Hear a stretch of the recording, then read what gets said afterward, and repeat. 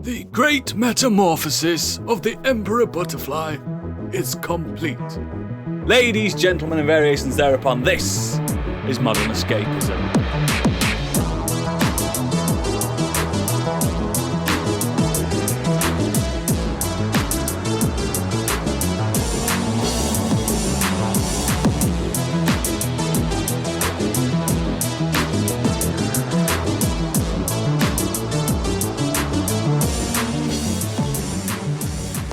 Hello and welcome to the making of Modern Escapism. I am the award-winning broadcaster and deep thinker Dr. Oodles. This documentary podcast will give you all a peek behind the audible curtain of procrastination.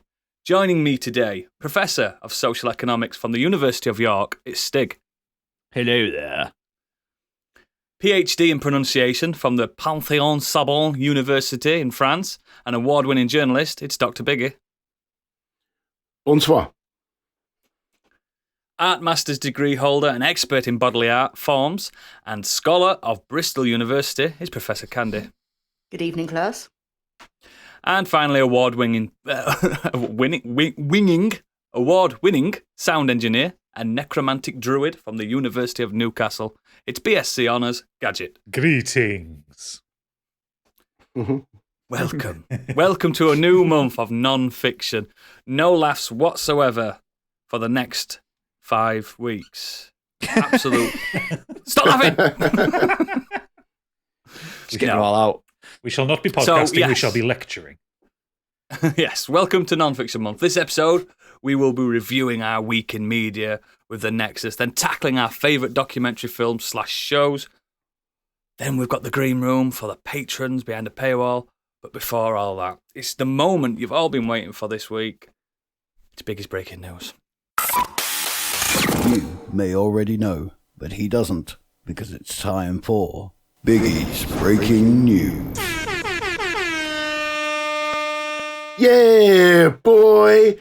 News. How low can you go? Death Row. What a brother knows. Once again, back is the incredible news animal, the unpronounceable Biggie, public enemy number one. 50 said freeze, and I got numb. Can I tell them that I never really had a gun? But it's the wax that the editor spun.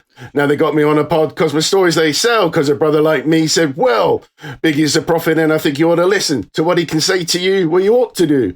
Follow for now, people of the power of the people say, make a miracle pigs. Pump the lyrical. This section is back all in. We're going to win. Check it out, y'all. Come on. Here we go again. Turn it up. Bring the news. Well, it's been a good show. Good night, everyone. That's our 2 hours. Wow. Better be good now. And I shall. Microsoft vows to appeal as the UK regulator. Yeah, here we go.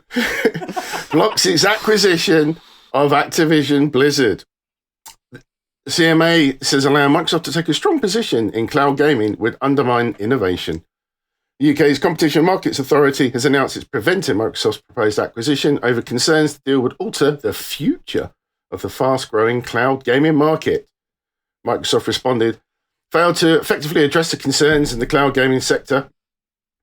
We remain fully committed to this acquisition and will appeal. In an interview, Brad Smith went on to say, it's bad for Britain and marked the firm's darkest days in our 4 decades in the country.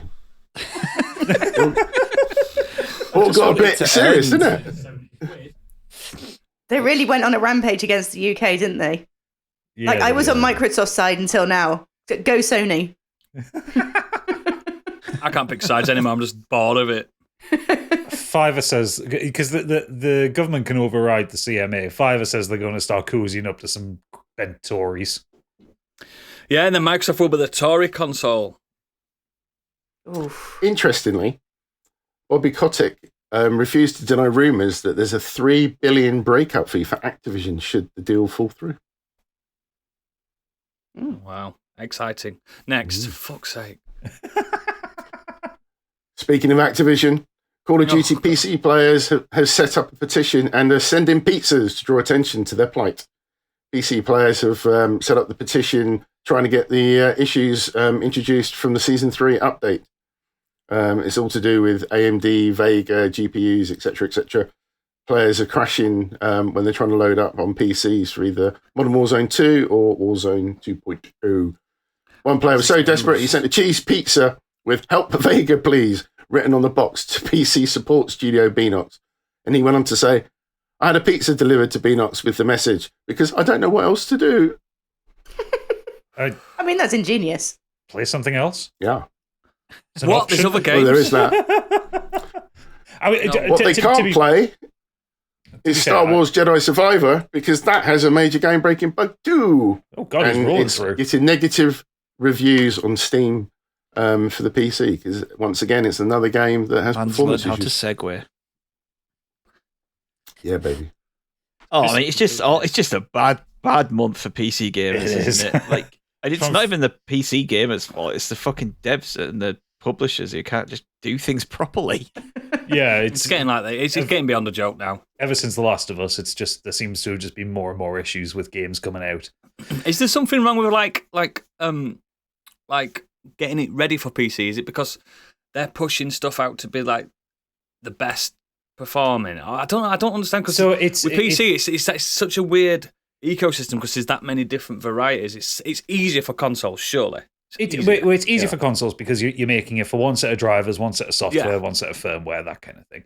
With PC, it's more complicated because you have multiple variations of things. But realistically, it kind of comes down to you've either got an NVIDIA graphics card or an AMD graphics card, and you've either got an Intel chipset or an AMD chipset. So it shouldn't be too fundamentally. bad. It shouldn't be that bad. No, aren't these games created on PCs as well? I don't work. Well, you see, most games come out now. They tend to use an off-the-shelf engine, so they'll use like Unreal or Unity or something like that, which does a lot of that kind of background work for it. Yes. But so with the Modern Warfare 2 thing or Warzone, that one is weird that it's only affecting AMD GPUs. That would say to me that it's something with the driver set for that, and that might need to be something that AMD fix rather than. No, I'll not be able to play it on my AMD laptop. Shame. The Jedi Survivor thing, that one's just fucking bad. Like, the performance on that on PC is rotten. More on Jedi Survivor later. I watched a video from SkillUp on it, and he when he reviews PC games, he has two PCs to do one that's like what most people would have, and then he's got like top of the line ultra thing for capturing footage for the review. Yeah, obviously. Yeah. And when he was reviewing on his uber super duper wonderful massive powerful one, he does the normal thing, knock everything up to max at 4K, and then work your way down until it works properly. And it didn't work properly at 4K on the big beastie one, and then he knocked it down to like 1080p at medium settings, and it was exactly the same, which is really fucking weird. So that says the game is fucking hobbled. But yeah, it's all down to the publishers pushing out the games really before they're ready. Yeah, exactly. Which is stop shit. it. Stop doing it. But it's not fair. It should also be a thing that don't buy a AAA game until you've seen the reviews for it. Don't pre-order. Don't go out day one and get them. Like, I will make sure, especially with Steam stuff. Like, people on Steam will review things very quickly if it's broken. Yeah. Next. Into the world of film and TV, Kraven the Hunter will be Sony's first R-rated Marvel movie. Actor Aaron Taylor-Johnson, who plays the title role of Kraven, revealed in a pre-taped greeting at CinemaCon 2023 it'll be Sony's first R-rated movie. The studio's Spider-Man and Venom movies, as well as Morbius, have all been rated PG-13. Didn't Sony Apparently, do there was Deadpool? Sorry, go on. Was Deadpool not a Sony Marvel one? Studios. Was it Fox, was it? Oh, right. Fox has done a few, haven't they? Yeah. But yeah, this is actually the footage. First but Kraven is it's a great, his own books are great. He's terrible as a Spider-Man baddie, I think. But his own books and his own backstories, they're really good. So I wonder if they're going to do it any justice. And really, Aaron Taylor-Johnson, he's hit and miss sometimes, isn't he? Because I originally it was just like, isn't Spider-Man meant to be the best prey? So if they do have stories outside of Spider-Man, then maybe it will work. But it's Sony, and their Spider-Verse films are dog shit. So I just think Taylor Johnson's a bit hit and miss with a lot of things. Like, I liked him in Bullet Train, and I liked him in Kick-Ass 1. I had to Google him. I didn't recognize him. outside of like Spider-Verse, the animated stuff, like the live action stuff's just been crap. Dross, Yeah. isn't it? Mm. Well, the recent stuff anyway. Venom Last 10 2 was years. so bad. I've never So seen bad. It. And the next God. film is Madam Web. Who wants that? I know. Who cried out for that? So, and if Spidey still is not appearing in any of these, what a weird choice. Yeah. Next. Let's just move on for fuck's sake. Well, as mentioned previously, let's start again. Beetlejuice Beetlejuice. 2 is officially in development at Warner Brothers, which was also revealed at the showcase. Black anyone- Mirror did anyone ask Season for this? 6. Did anyone ask for this? No one's asked for any of these legacy Candy, sequels. maybe? So, Got goths in their mid-30s. Beetlejuice is fine on its own as a standalone thing. yeah. The Same thing with is, Scissorhands Tim and all- Burton's found all- his all new- its ilk. Tim Burton's found his new muse, though, hasn't he? That's the thing. I think that's been ready to go What's her for name? years, and now he's found Jenna Ortega, who is a new There you Scream go. Queen. So That's the young one from Wednesdays into the Yeah. Yeah. Yeah, more on her later. Oh. Is that what, Oh, yeah. how you've been doing this week, Stig? General Ortega. I cannot young to confirm be or doing. deny. She's a bit young, isn't she? She's about 22. 15 or something. What? She's 22? She's 20. Oh, she's 20. Mate, anyone under 30 is a child to me. just like, kids running around with their kids. I think also there's been a slight appetite for Beetlejuice 2 because the Broadway play was so successful. Because that ran for quite a few right. years and That made makes a lot of money. sense then. I tell you what, If it's Michael Keaton in it, yeah, yeah, it will be. well, here we go then. As long as he has more bloody energy than he does in that Flash trailer. Fucking hell. Do you want to get crazy? nuts? Let's get nuts. Can I offer you some tea while you're here? Jesus. It was like that in Batman and Batman Returns. No, Come he on. No, he wasn't. wasn't. When he does that line, he's like, "Wanna get nuts? Let's get nuts!" And like, Oh, that they was thought- so cringe, though, wasn't it? yeah, but it wasn't even a catchphrase. It was just in the moment. But now it's like they think that it has to be his catchphrase, and he's saying it to the Flash, and He was losing his temper, wasn't he? Yeah, In exactly. the original film. Anyway, I'll be quite happy for a Beetlejuice sequel, as long as it's going to be live action, which is good because a little segue because we never talked about this. The Gremlins Legacy sequel is an animated kids show, and it looks fucking wank. Oh, yeah, I've seen the Ah. art style looks terrible. Oh, I didn't realise. Yeah, so I didn't know that, disappointingly, no. it looks terrible. So I'm glad that they're actually going to go full hog, but 9 times out of 10, none of these sequels turn out to be any good anyway, do they? So Do something original. Hocus Pocus 2 was a load of shite. And Tim Yeah. Burton's Focus not. 2. Tim Burton's not on a high at the moment, is he? He hasn't been on a high for nearly 2 decades. Yeah. a long I'll time. dance with my pants. Well, he was part of Wednesday, wasn't he? Yeah. Okay. Yeah, I'll give him that. But I mean, he wasn't. He was. Was he? He didn't. He only directed and maybe He two of directed them? and executive producer and stuff. Yeah. so- Okay, I'll give him that. But Well done, yeah, Tim. Next. we'll see. Fucking boring, mate. Speaking of sequels, Black Mirror Season 6 is returning this June. Now we're Apparently it'll be talking. the most Yes. unpredictable season so far. Creator Charlie Brooker told Tadum, apparently that's the name of the website, that he even surprised himself. He went on to say, "I always felt that Black Mirror should feature stories that are entirely distinct from one another and keep surprising people and myself, or else what's the point? It should be a series that can't be easily defined and can keep reinventing itself." It needs I to think- because It's- the real world yeah. is too much like Black Mirror. Yeah, exactly. This I was season's going just to be about really to- uplifting. This is true. I liked it when he did the first episode, the National Anthem episode, and then a year later, someone has been doing things with pigs. Yeah. It's like that robot dog one, and then now you see all these videos of the robot dogs, and you're like, Yeah. Well, you know what's funny about that first one, and I don't know, like sometimes Netflix shuffles anthology seasons, but that was the first. Am I living in a Mandela sort of effect universe? Because that was the first episode, wasn't it? The one with the Prime Minister. It was the pilot. Yeah. It was released on its own. So Yes, when I went to watch Black Mirror again recently, that wasn't the first episode. no, Black they Mirror did- was around before Netflix. That's why.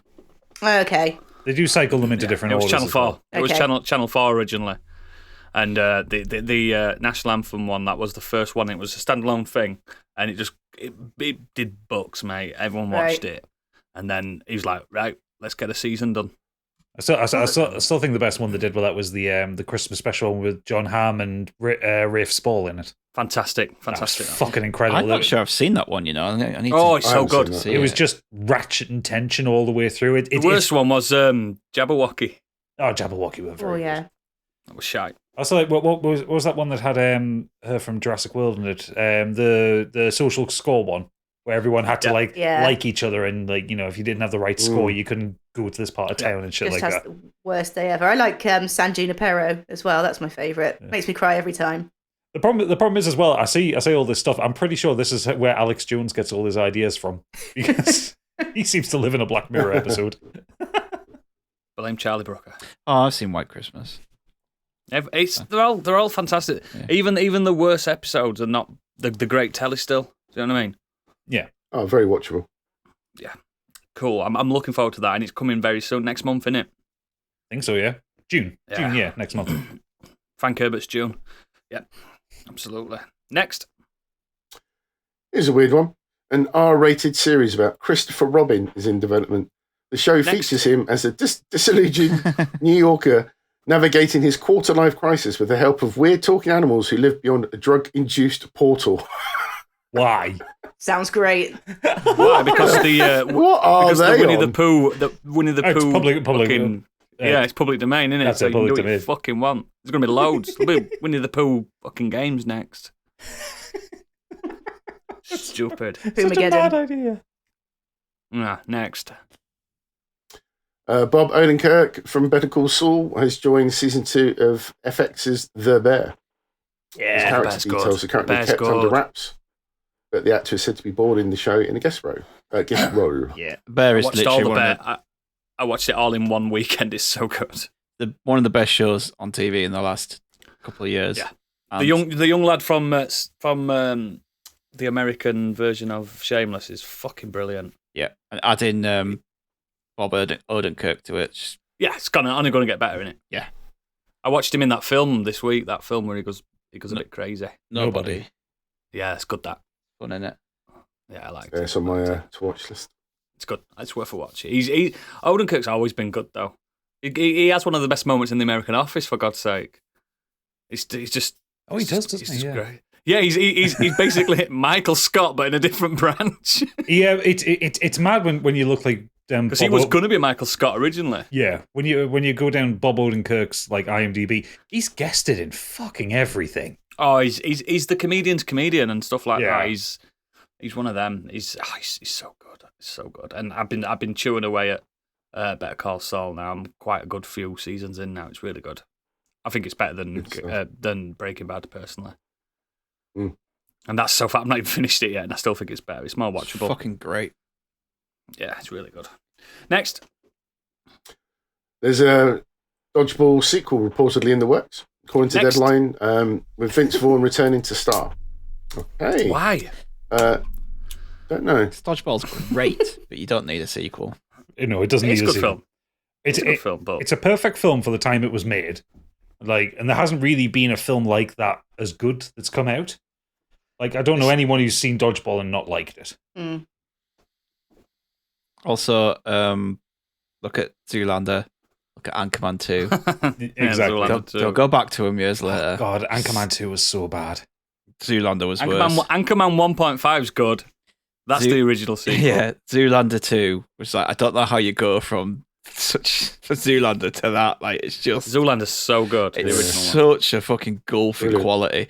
I think they were talking about this on the Empire podcast this week about comedy sequels is really hard to do. Like, Yeah. it genuinely the best idea is if you had such a good time with that group of people, do something different with them. Use the same group, but just do a different story rather than trying to do a comedy sequel, because you always try to outdo the last one, and it doesn't work. It's kind of like what Will Ferrell did for a big chunk of his early career. He would have the same. It's like Saturday Night Live mates following him around on different films. Yeah. Yeah, like Night of the Roxbury. That's right, yeah. Sometimes it works, sometimes it doesn't, but it's better than look at Anchorman. It tried to outdo the fight between the news team, and it was just too much, and it wasn't as memorable and wasn't as good. Yeah. Yeah, fuck it. Next. Finally, Taika Waititi is going back to more of a light-hearted comedy movie. Thank It's called The Next Goal Wins, based on the true events and on a documentary in 2014. The latest tells the story of the American Samoa soccer team, who suffered the worst loss in the World Cup history, losing to Australia 31-0 in 2001. Jesus. Yep. I watched the trailer to this. It looks good. It's what It's he got needs. vibes. It's got vibe of the Wilder People and stuff like that. Yeah. It's just good vibes. Feel Yeah. good. Like just some Samoans going, we can win this. You know what I mean? Even though they can't, clearly. Yeah. it's really good. It just looks really good. It's back to what he needs to do. Smaller movies. Smaller movies with a bit of heart to them. Yeah, and that's what he needs to do. He needs to get his mojo back before he does anything massive again. Well, he's doing Star Wars. He's got It's Star Wars meant coming to up be, next. but there's no. It's a spin-off, isn't it? It's up He in wrote the the air. script to a spin-off. And yeah, it's there somewhere, isn't it? He said he wanted it to focus on droids as well, didn't he? Well, he did he voiced the droid in Mando, and he directed he directed an episode of Mandalorian, and that was really good. That was like one of the best imagine episodes. if he did a Star Wars spin-off where it's the droids like talking like what we do in the shadows, where they're like, oh god, the mechas do everything. You know what I mean? The sweeping brush and stuff like that. A mockumentary with Star Wars droids. Yeah. Oh yes. That's what he should do. I mean, if he's listening, and I know he does listen, you can have it, Taika. You can have That's what it. they need to do. Like interesting things with Star Wars. You see that Wes Anderson / Star Yes. Wars? Yeah, I did. trailer? That was Yes. really Oh, good. That. imagine that. Like, It just made me do sad some- that it doesn't exist. Yeah, exactly. Have some fun with it. Now George Lucas hasn't got a say. Have like some I, fucking like I fun. said in our Discord, I saw like some concept art of a Studio Ghibli, in like Star Wars, but drawn in Studio Ghibli style. And I was like, it looked incredible. Like, I think that's what what's it called? That animated show. Rebels? No, the Star Wars. Droids? Bad Batch. No, it's none of them. What did you say, Biggie? Droids. No, there's an animated Star Wars where it's all like different styles because Aardman Studio are doing one for this Okay, second yeah, I season. remember. Yes, I know what you mean. The Uh, anthology one, isn't it? It's yeah, an yeah. anthology one. It's like It's a like a called- what if kind of thing. It is a bit like what? Visions. Yeah. Visions, Star Wars Visions, yeah. Yeah, it's a bit like the Animatrix where they had different styles for Yeah. each episode. It's like that. Yeah. So Next. Over to the Weird World Web. Hold your horses, guys, because this is a roller coaster of a story. Uh-oh. Exmouth people are aghast and dismayed after iconic and popular rusty pole disappears from the mire. An old sewer relief pipe, which has stood on the Mire Nature Reserve since 1909, becoming rusty and seemingly forgotten over time. Yet it's been catapulted to legendary status in recent years, with people even making special trips to visit it.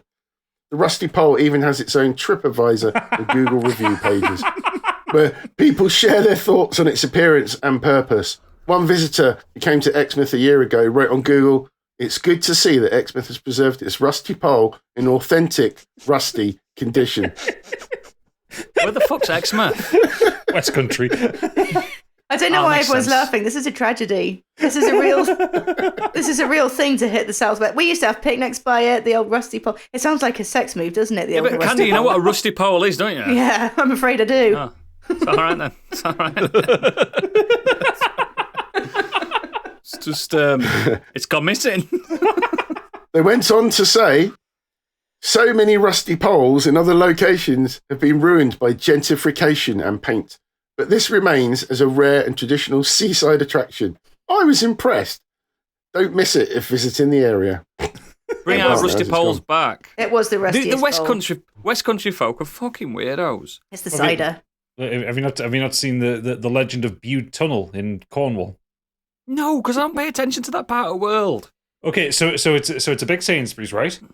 And it's got a It's a big big. Sainsbury's. It's just got a really long covered tunnel that walk from one end to the other, so you don't get wet going back to the car park.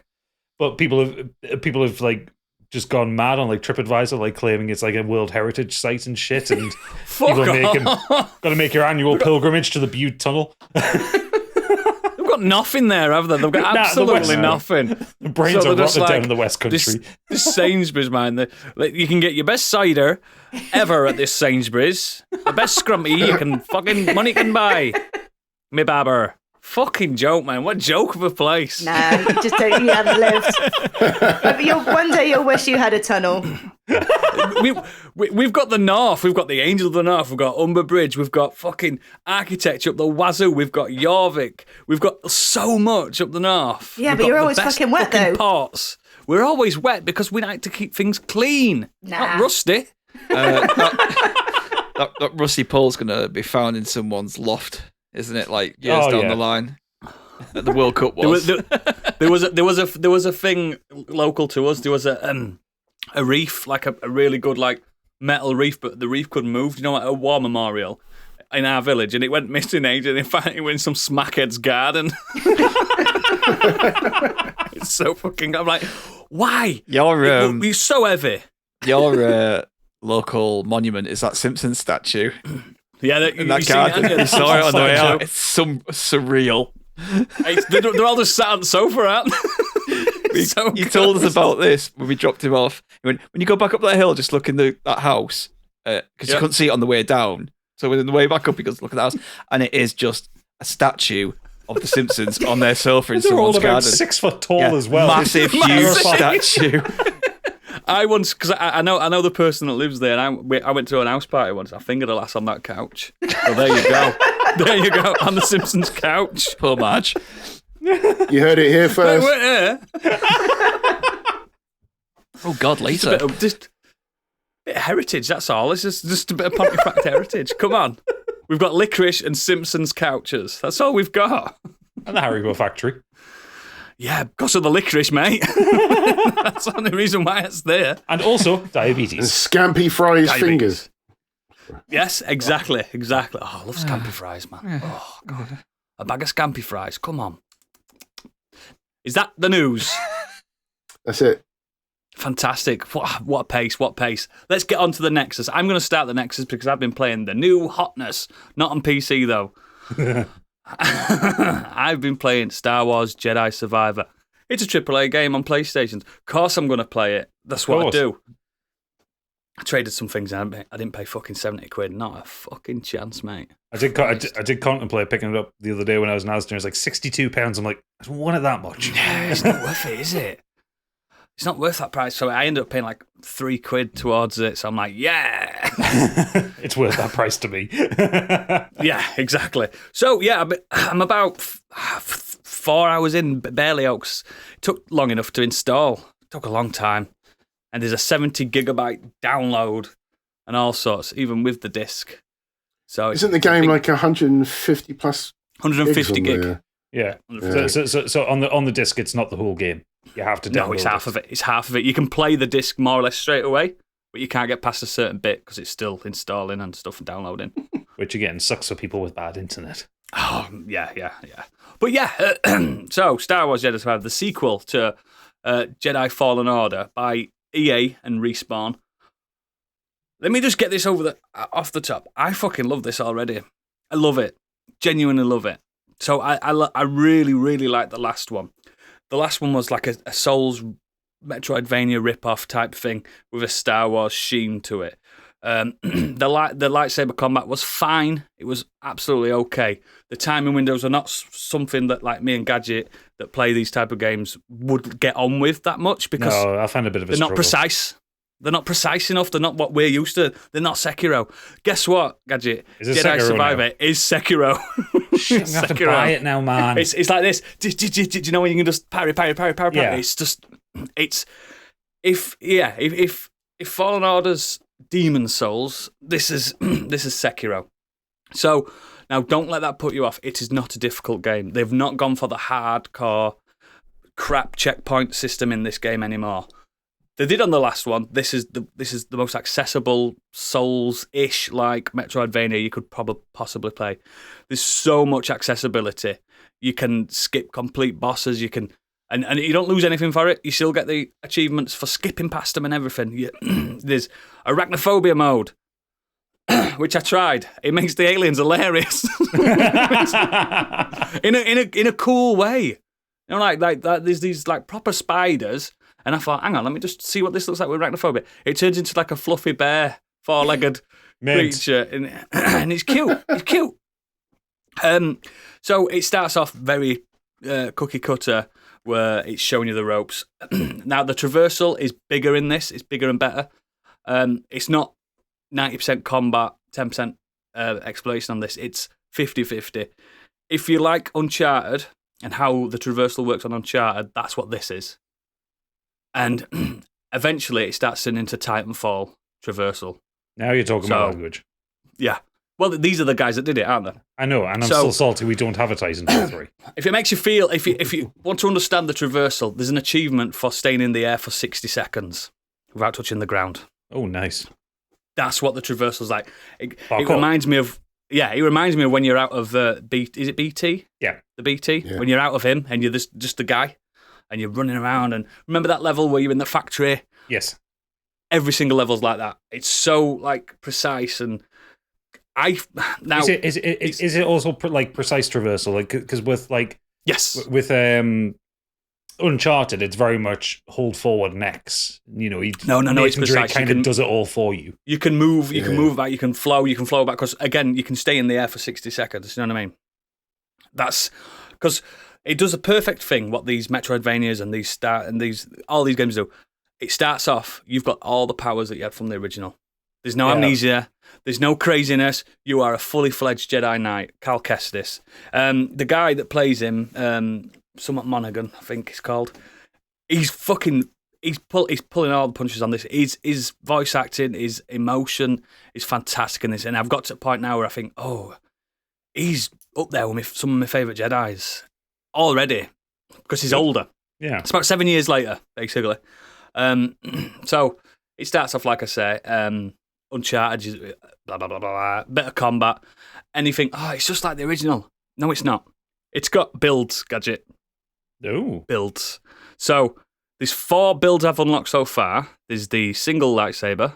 Oh yeah, double lightsaber. Yeah, I've seen it. It's like combat stances, isn't it? Yeah, combat stances. The double lightsaber.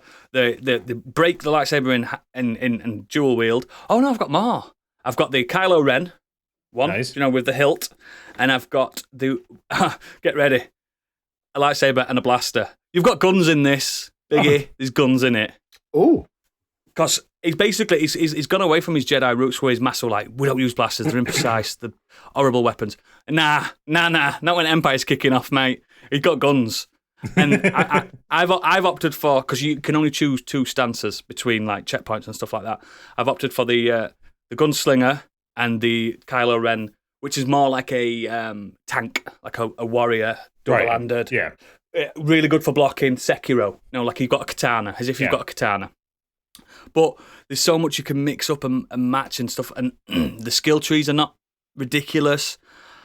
It's just, if you think, while I've been playing it these 4 or 5 hours, it felt more like God of War than anything to me. God of War 2. Right. And I will say this now without any shadow of doubt. It's got better level design than that. The level design is absolutely incredible. So you eventually get to this planet, which is your hub. Unlike Star Wars games of past and films, this planet is not just one big ice planet. This is a planet with different zones. Do you know what I mean? It's got a real climates everywhere, here, there, and everywhere. Yeah. And I've been there ever since. I haven't got to another planet yet. I'm just doing missions, side bounty hunting. Oh, do you know the chest that's in Star Wars? The holographic thing. It's in this. Yeah. Nice. It's in this as a separate just game. Do you know, like the Tetramaster and Triple Triad? Yeah. It's its own thing. Do you know when you could scan enemies on the last one? Yep. Every time you scan enemies on this, it turns into a chess piece. Oh, nice. Just a bit Pokemon-y as well. That's cute. It's just amalgamated everything we love from action adventure games and just perfected it into something that you love. Like, it's weird that you can find a new beard in a loot crate. Wait. No, that's tradition. I regularly find chests out in the real world. Open it up, there's a new beard design. I don't go for them because I'm quite happy with mine, but I've got a nice little collection in the cupboard. Yeah, but that's what it does. Like, you can customize Cal completely, massively, like everything. But so it's not just thousands of ponchos. No. I actually found the poncho quite far in, and I got an achievement saying, this reminds me of the old times. An achievement popped up. But you can change his shoes, you can change his clothes, you can proper kit him out. It gives you a reason to explore because you want to make a BD one or whatever he's called, that fucking little robot that's on your back. Yeah. You want to pimp him out. You want to pimp your blaster out. You can even you can find cosmetics for your blaster. You can change it, loadouts, and you can do loads of stuff. Concussive blast. You can do full what's it called? Pacifist runs where you don't have to kill anyone. You can be a Jedi. Nice. You can just knock them out and stuff like that, and collect bounties, and it's insane. And I'm only at minutes into it in the grand scheme of things because it's quite a chunky game, and already it does this perfect thing. This is the last thing I'll say about it. It does this perfect thing where it's a perfect Star Wars timeline. It's just after the Separatists and the Empire's just forming. So you've got Roger droids, and you've also got stormtroopers coming up, and they're battling together. Do you know what I mean? They don't like each other, and it's just you're in the middle, and it's just it seems like the game they wanted to make last time. It's really fucking polished and good on PS5. The one thing I've seen from the reviews that just makes me excited for it, because I still haven't finished Fallen Order, and I do want to finish it before I play this one. Yeah, you kind of do for the story, but there is a recap. Yeah. Oh, I know, but I just want to enjoy my way through it. But the one thing that sells it onto me, you can teleport between resting spots now. Yep. That was so frustrating with Fallen Order, where you'd go back to a planet you've been to, and then have to run halfway around the map to get to this thing you can now do because you've got the power for it. So what it does instead, when you teleport, it says on certain points when you teleport, it says we recommend you don't teleport on this. That means if you run back to where you need to go, there's going to be a bounty that you can collect. Yeah. On the way. If it doesn't say that, teleport, go for it. But you can always there's no missable things in it. You know what I mean? It's an open planet, and it's just so fucking. I've spent so long on that chess. So long playing that. Do you know what it plays like? Have you played, what's it called? Is it auto chess? Is that what it's called? Yeah. That. Have you ever played that? Yes. It plays like that. It's really good. It's really fucking good. But yeah, so far, it's hitting that AAA fucking throw everything at the wall, see if it sticks. This time it's stuck. And it's just so good to have that traversal that if you've played the last one, you know exactly how to control him. It even asks, did you play the last one? Do you want tutorials or not? I'm like, no, I played the last one. So I've just done it off on my own back. Do you know what I mean? It's like, it respects you so much. And again, it's Respawn, isn't it? Doing the absolute best. And there's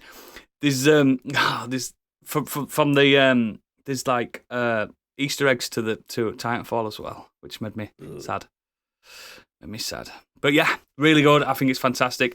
Don't get it on PC by all accounts. No. It's fucked. PS5 is fantastic. You can I've seen it as cheap as 54 quid in some places. So quote unquote cheap. Yeah. It's really good. If you like God of War / Star Wars / Uncharted, it's no brainer. It's really good. Really, it's easy if you want it to be easy. It's difficult if you want it to be difficult. That's it. Jedi Survivor. Love it. Fantastic. Candy, what you been up to? I watched a film this week called The Platform, or just Platform, or if you're in Spain, The Hole. Spanish film. It's hard to describe exactly what genre it is. I would say mostly horror, but according to Wikipedia, it's a social science fiction horror film. Mm-hmm. Who's seen it? Stig, you look like you have. Yes. Okay. I have opinions. So to start off with the plot, you're thrown straight in. There's no preamble. You wake up in the main character wakes up in a cell. You see the label 48, and he has one cellmate. There's a hole in the middle of the cell, which every 24 hours it brings down food, and they learn that they're level 48 of. At this point in the film, they don't know how many. So at the top level, you get all this amazing, well-presented, gourmet-level food. And you've got 10 minutes or whatever it is to eat as much as you want before it goes down to the next level. And all the way down. So once you get to level 48, you have the scraps and the remainders of what every other level has left, kind of thing. You can't you can't keep food for later because there's reasons why you can't take food from the table and store it. this started really good. There's plenty of gore. There's it feels very claustrophobic, but in a kind of interesting way. Like the concept of it is really interesting, and you can tell why it is a social commentary. I felt like this film kind of shit the bed towards the end. Like there's not a massive amount of story or character development apart from this like slowly descending into madness, because this guy has signed up for 6 months for in return for a degree. So every single month they're sorted onto a different level, and again you could end up in level 1 or you could end up in the bowels of hell essentially. So every month you end up with a different cellmate and you end up on a different level, and it's just the way that people are reacting to who they're with and just what level they're on and trying to deal with their mental state and everything. And that's more or less all there is to it. Like we don't get to see the very top level. I would have loved to have seen that. And there's not, like I said, there's not a lot of development or explanation as to what's going on. At the point where it shits the bed is the point where you realize we are going to get no explanation other than it being a literal social commentary on people, taking only what they need and then sending it on. And as a society, we can survive if everyone just takes what they need rather than just kind of overindulging. You mean socialism? Yeah, yeah. They said it'd never work. The good side of socialism. But yeah, it's just, the concept was good and I was really invested, and it basically jumped the shark. What did you think, Stig? Exactly the same. I thought it started really well. It looked like it was having something to say, and it had some kind of interesting concepts and a little bit of horror in the kind of the way that people acted, and the people were so greedy and all about themselves, and they didn't think about the people below them. And in the ending, I was just like, the fuck is that? Yeah. Yeah, no sort of I understand it's a make of it what you will type situation, but there seem to be 2 points kind of going on at the same time. That just stinks to me of like, we don't know how to end this, so we've just put an ambiguous ending on the end and you figure it out. Yeah. And small budget, because it was clearly the same set the whole way through. What's it called again, sorry? The Platform in English, or Holes in Spanish. Oh, and just to say, I watched it both subbed and dubbed. So I watched it dubbed in English with the closed caption subtitles, and there was quite a bit of difference between what was being said and what was translated. And I don't think that the film suffers because of that. I don't think it was a translational issue. I think it was just the story. Yeah. But, so not recommended then, no? I mean, it might have its audience, but I don't think it's as clever as it thinks it is. I think if you're looking, for a thinker, it's probably not the one to go for. It would have been nice to have just a little bit more explanation, I think, just a peek behind the curtain. So yeah, I wouldn't recommend that one. Excellent. Don't waste your time, guys. Speaking of time wasters, Biggie. Yeah, still been watching The Succession on season 4 now. Oh, Jesus, I'm still only halfway through season 3. That man still knows that. Playing Divinity. Yeah, I'm addicted to Succession for that doubt. But very quickly, all I did was downloaded the Street Fighter 6 demo and then uninstalled it almost tell me it's immediately. You download the demo, you get into creating your fighter how you want. It's quite an in-depth character creator. Yeah, if you want to spend time on that, you can. Then you get introduced to the gym, and I assume you've seen the iconic Street Fighter 6 character, this new guy, Luke, I think his name is. Yeah, Luke. He's basically your trainer. They're trying to push him as the new, Rio, aren't they?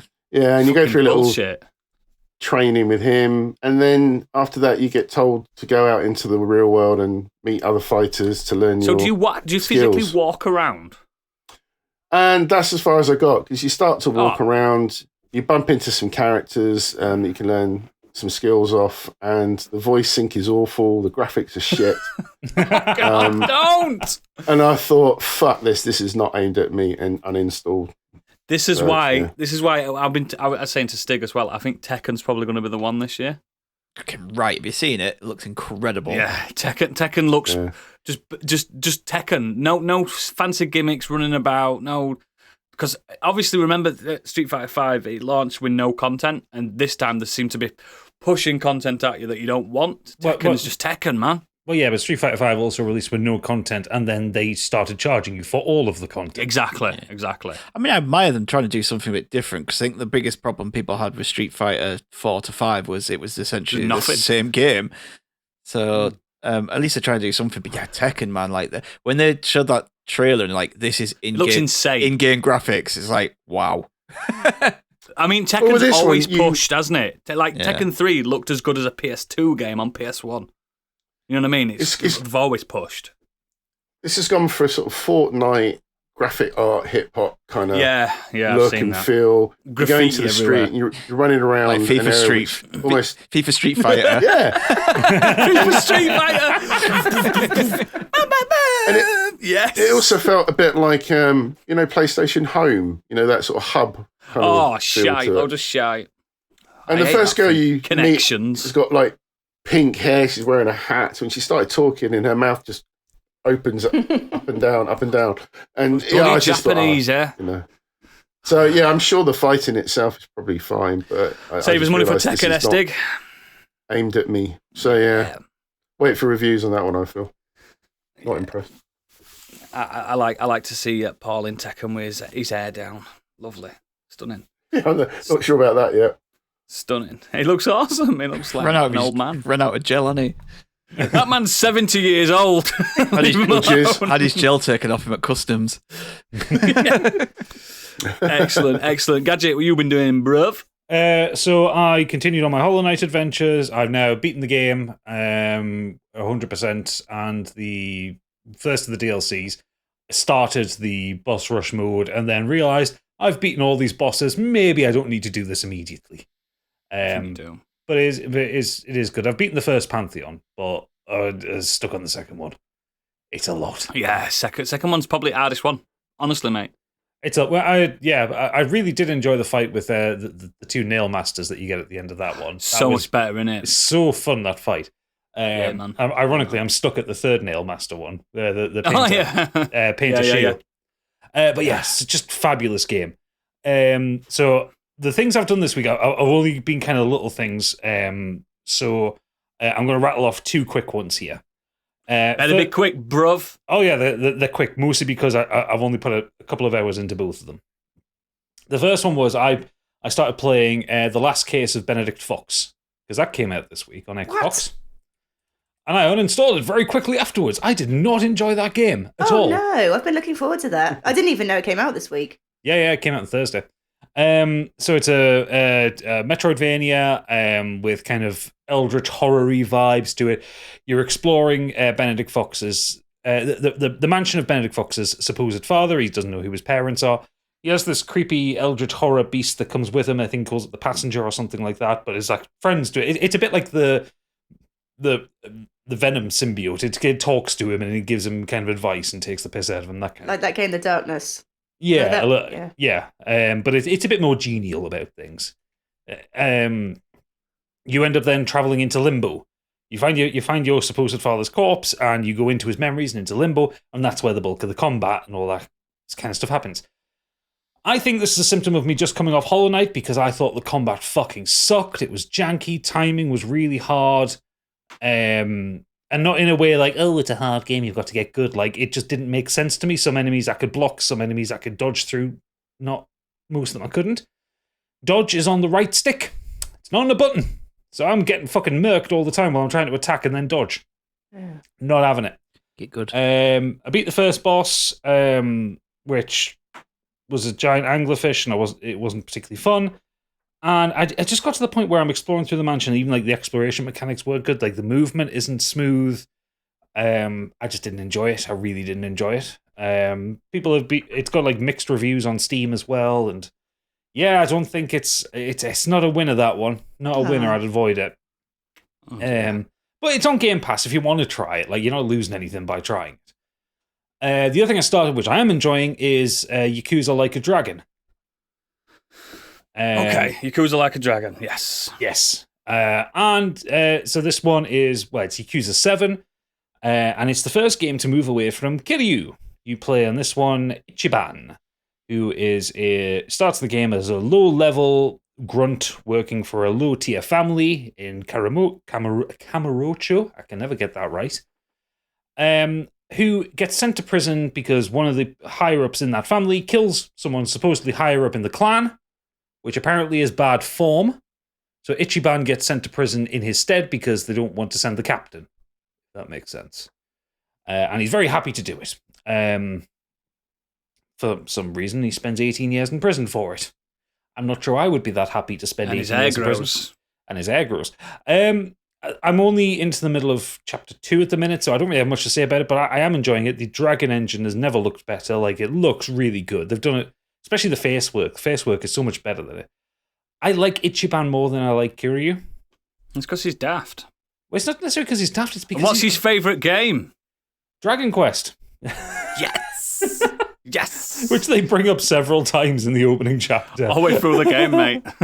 But I like Ichiban more than I like Kiryu. I think mostly because Ichiban has some character to him. Kiryu was like stoic to a fault. It was like watching dialogue with a stone. Until he adopts his daughter and that, he kind of opens up. But even then, he's not particularly nice to be around. No, he's in the Yakuza, mate. No. I mean, he's not personable. Like he's he is a good character, a good person. And this one, Ichiban, he's a bit of a dickhead. He's a bit of a chancer. The first thing he does is come out of prison. His hair's growing long, and he goes because he went to prison on 2001. For some reason, he goes and asks the barber for a punch perm. Yeah, which then comes out as this kind of wild anime hair, and it's fucking hilarious. It's absolutely mad. Fashion was back then. Yeah, he's furious. He's fucking wandering around in this kind of red velour suit with his wild backcombed hair. He doesn't know what a smartphone is or anything, does he? Nah. But yeah, I'm liking him. I like him a lot. And the big change with this one also is that it moved to a more like a Dragon Quest game. It's turn-based battles rather than brawling. And I think they work better. It's weird, isn't it? This is going to be the battle system ongoing now, apparently. Yeah, it is. Yeah, because they're changing the name from Yakuza to just Like a Dragon. So this is technically like a dragon, like a dragon. But yeah, I like it. It works. It's kind of a little bit Dragon Questy, a little bit Final Fantasy 12. You can move around the arena. You can dodge attacks. If you knock somebody down, you can get extra attacks on them, stuff like that. And it makes sense. And I think I prefer it to the brawling because I'm not a very good fighting game player. I forget combos. I just button mash. So playing the other Yakuza games I've played, they're all brawlers. I was just forgetting combos left, right, and center. Whereas this, I can sit and I can plan. I can do tactics. I can when you've got party members with you, you can synergize with them in certain attacks. So yeah, I like it a lot, and it's got that charm that the Yakuza games just have, where everything's just a massive soap opera of insanity. So yeah, I'll probably do a proper section on that one when I finish it. But yeah, I enjoy it. It's very long if you finish it. I know. Well, fucking Yakuza 0 wasn't exactly a short game, was it? Did you finish it? Yes. 42 hours. Right. Yeah, I think this one's quite a bit longer. And like 27 hours for Yakuza Kiwami 1 and then 30 hours for Kiwami 2. Yeah, it's good. It's really good. I like it. I think it's a really good game. Excellent. Steak. Well, I was going to... I've got a positive one and a negative one, but everyone's been so negative about things. Just join in. It's fine. I was being very positive. Yeah, I know you were. Gadget was. I was half positive. Yeah. No, I'm going to go with a negative one. I'll save the other one for the green room because I want to talk about this one more. I watched Scream 6 this week. Oh, I've been dying to hear what you had to say about this. So I'm someone who didn't really get on with Scream 5. Everyone seemed to give it a lot of praise, saying, it's the franchise is back. But I don't know, some just didn't hit right with me with Scream 5. I thought it was overly nasty to a fault. And I know it's about someone stabbing people and that, but there's levels, isn't there? Like, where it's just, do you know, where it kind of revels in its nastiness? And I think it's, like I said, to its fault. And I just didn't really click with any of the characters. I think it's probably an age thing. Or these young Gen Xers, I don't really have I never had a problem with Gen X. Gen Z's in it. Sorry. Yeah. Getting my generations mixed up. I don't have a problem with them. I think some of them are really cool and funny, but I just couldn't click with this group of characters that they'd introduced in 5 at all. And so 6 takes place a year after, with 4 of the survivors of 5 who have now tried to make a fresh start in New York City. However, they soon find themselves fighting against a new Ghostface. And I just thought it was really shit and dumb, and it just wound me up so much. Like, the dialogue. The whole concept is tiring now, anyway. It is. So, I mean, we talked the other week about franchises that should end. This one should have ended with 3. When 3. I thought people were saying this were good. Yeah, well, people are wrong. I don't get it. I don't know what people see in this film, because genuinely the dialogue's terrible. Some of the acting's terrible. This one sees obviously the return of Jenna Ortega, Melissa Barrera. They're the 2 sisters. Courtney Cox is back. Hayden Panettiere as Kirby, who was in Scream 4, returns for this one. And I just think that the acting from some of the younger cast just isn't that good at all. And like I said, the dialogue, I'm going to read you. I made a note of this when she actually said it in the film because it made me laugh out loud. She says, "I didn't want to be afraid of the monsters. I wanted the monsters to be afraid of me." I'll dance with my hands. Hashtag not like other girls. Yeah, it's just so bad and cringy, and it's the stupid decisions. I could not count the amount of times I was just like, I had a gadget moment in this where I've literally did a gadget Fast and Furious where I just kind of had an outburst at the screen. I was just like, what the fuck was that? Like, I like how you put yourself through all this. Stupid, because my wife likes to watch horror films, and sometimes you just have to spend some time with your wife, even when she makes you watch shit films. Oh no. And isn't it obvious that Courtney Cox is the one running around with a rubber mask? I'd love it if that's how it ended. The problem with this is the reveal is really shit. 5, I think the reveal is actually really good and works, and it works for a current generation of YouTubers and like conspiracy theories and people being drawn into stuff on TikTok and Twitter and going down that deep dark rabbit hole, and the kind of incel culture and whatnot. 5 has an actually really good reveal. It works. This does not work in the slightest one bit. It's a terrible reveal. I obviously won't spoil it, but it was so bad, and I just hated it so much. And the decisions made by people in this film, from the victims and the killer, make no sense. It's not even to a point of where, if you're in that situation, you wouldn't know what to think, you wouldn't know what to do. Not like you are literally making stupid decisions.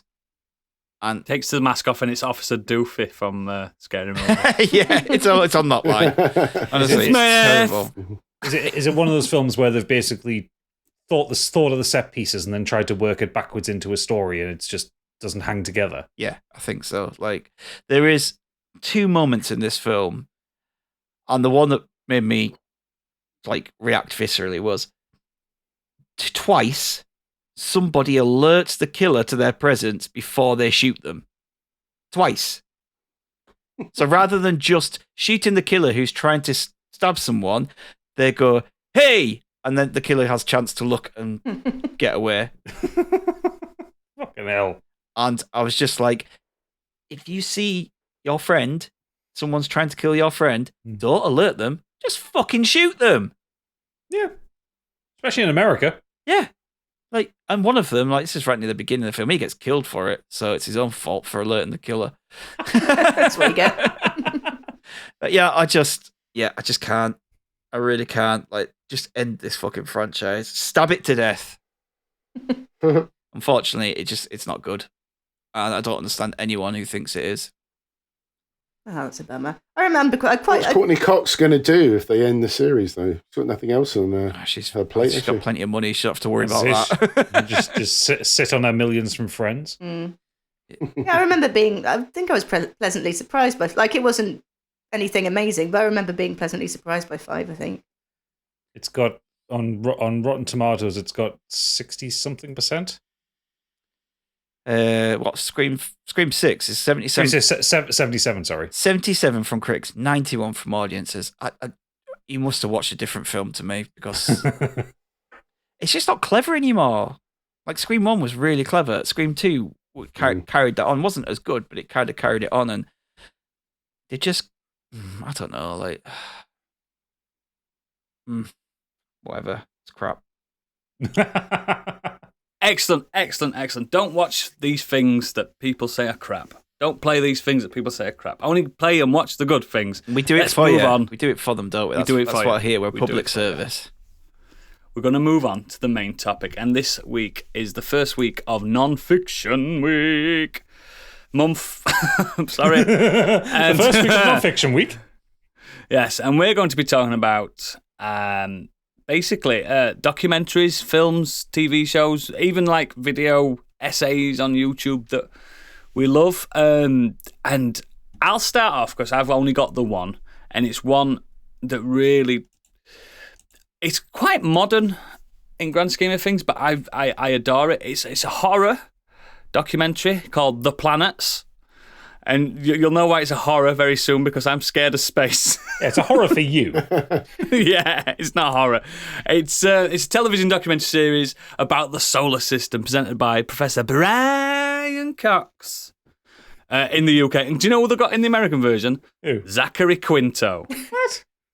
That's nowhere near as good as Brian Cox. I mean, he's got a good voiceover voice, but he doesn't really have the gravitas, does he? It's because he was Spock, wasn't he? He was Spock. Oh, okay, I see. Well, yeah, That's why I get that, but he was also in Heroes, and he was shit in that.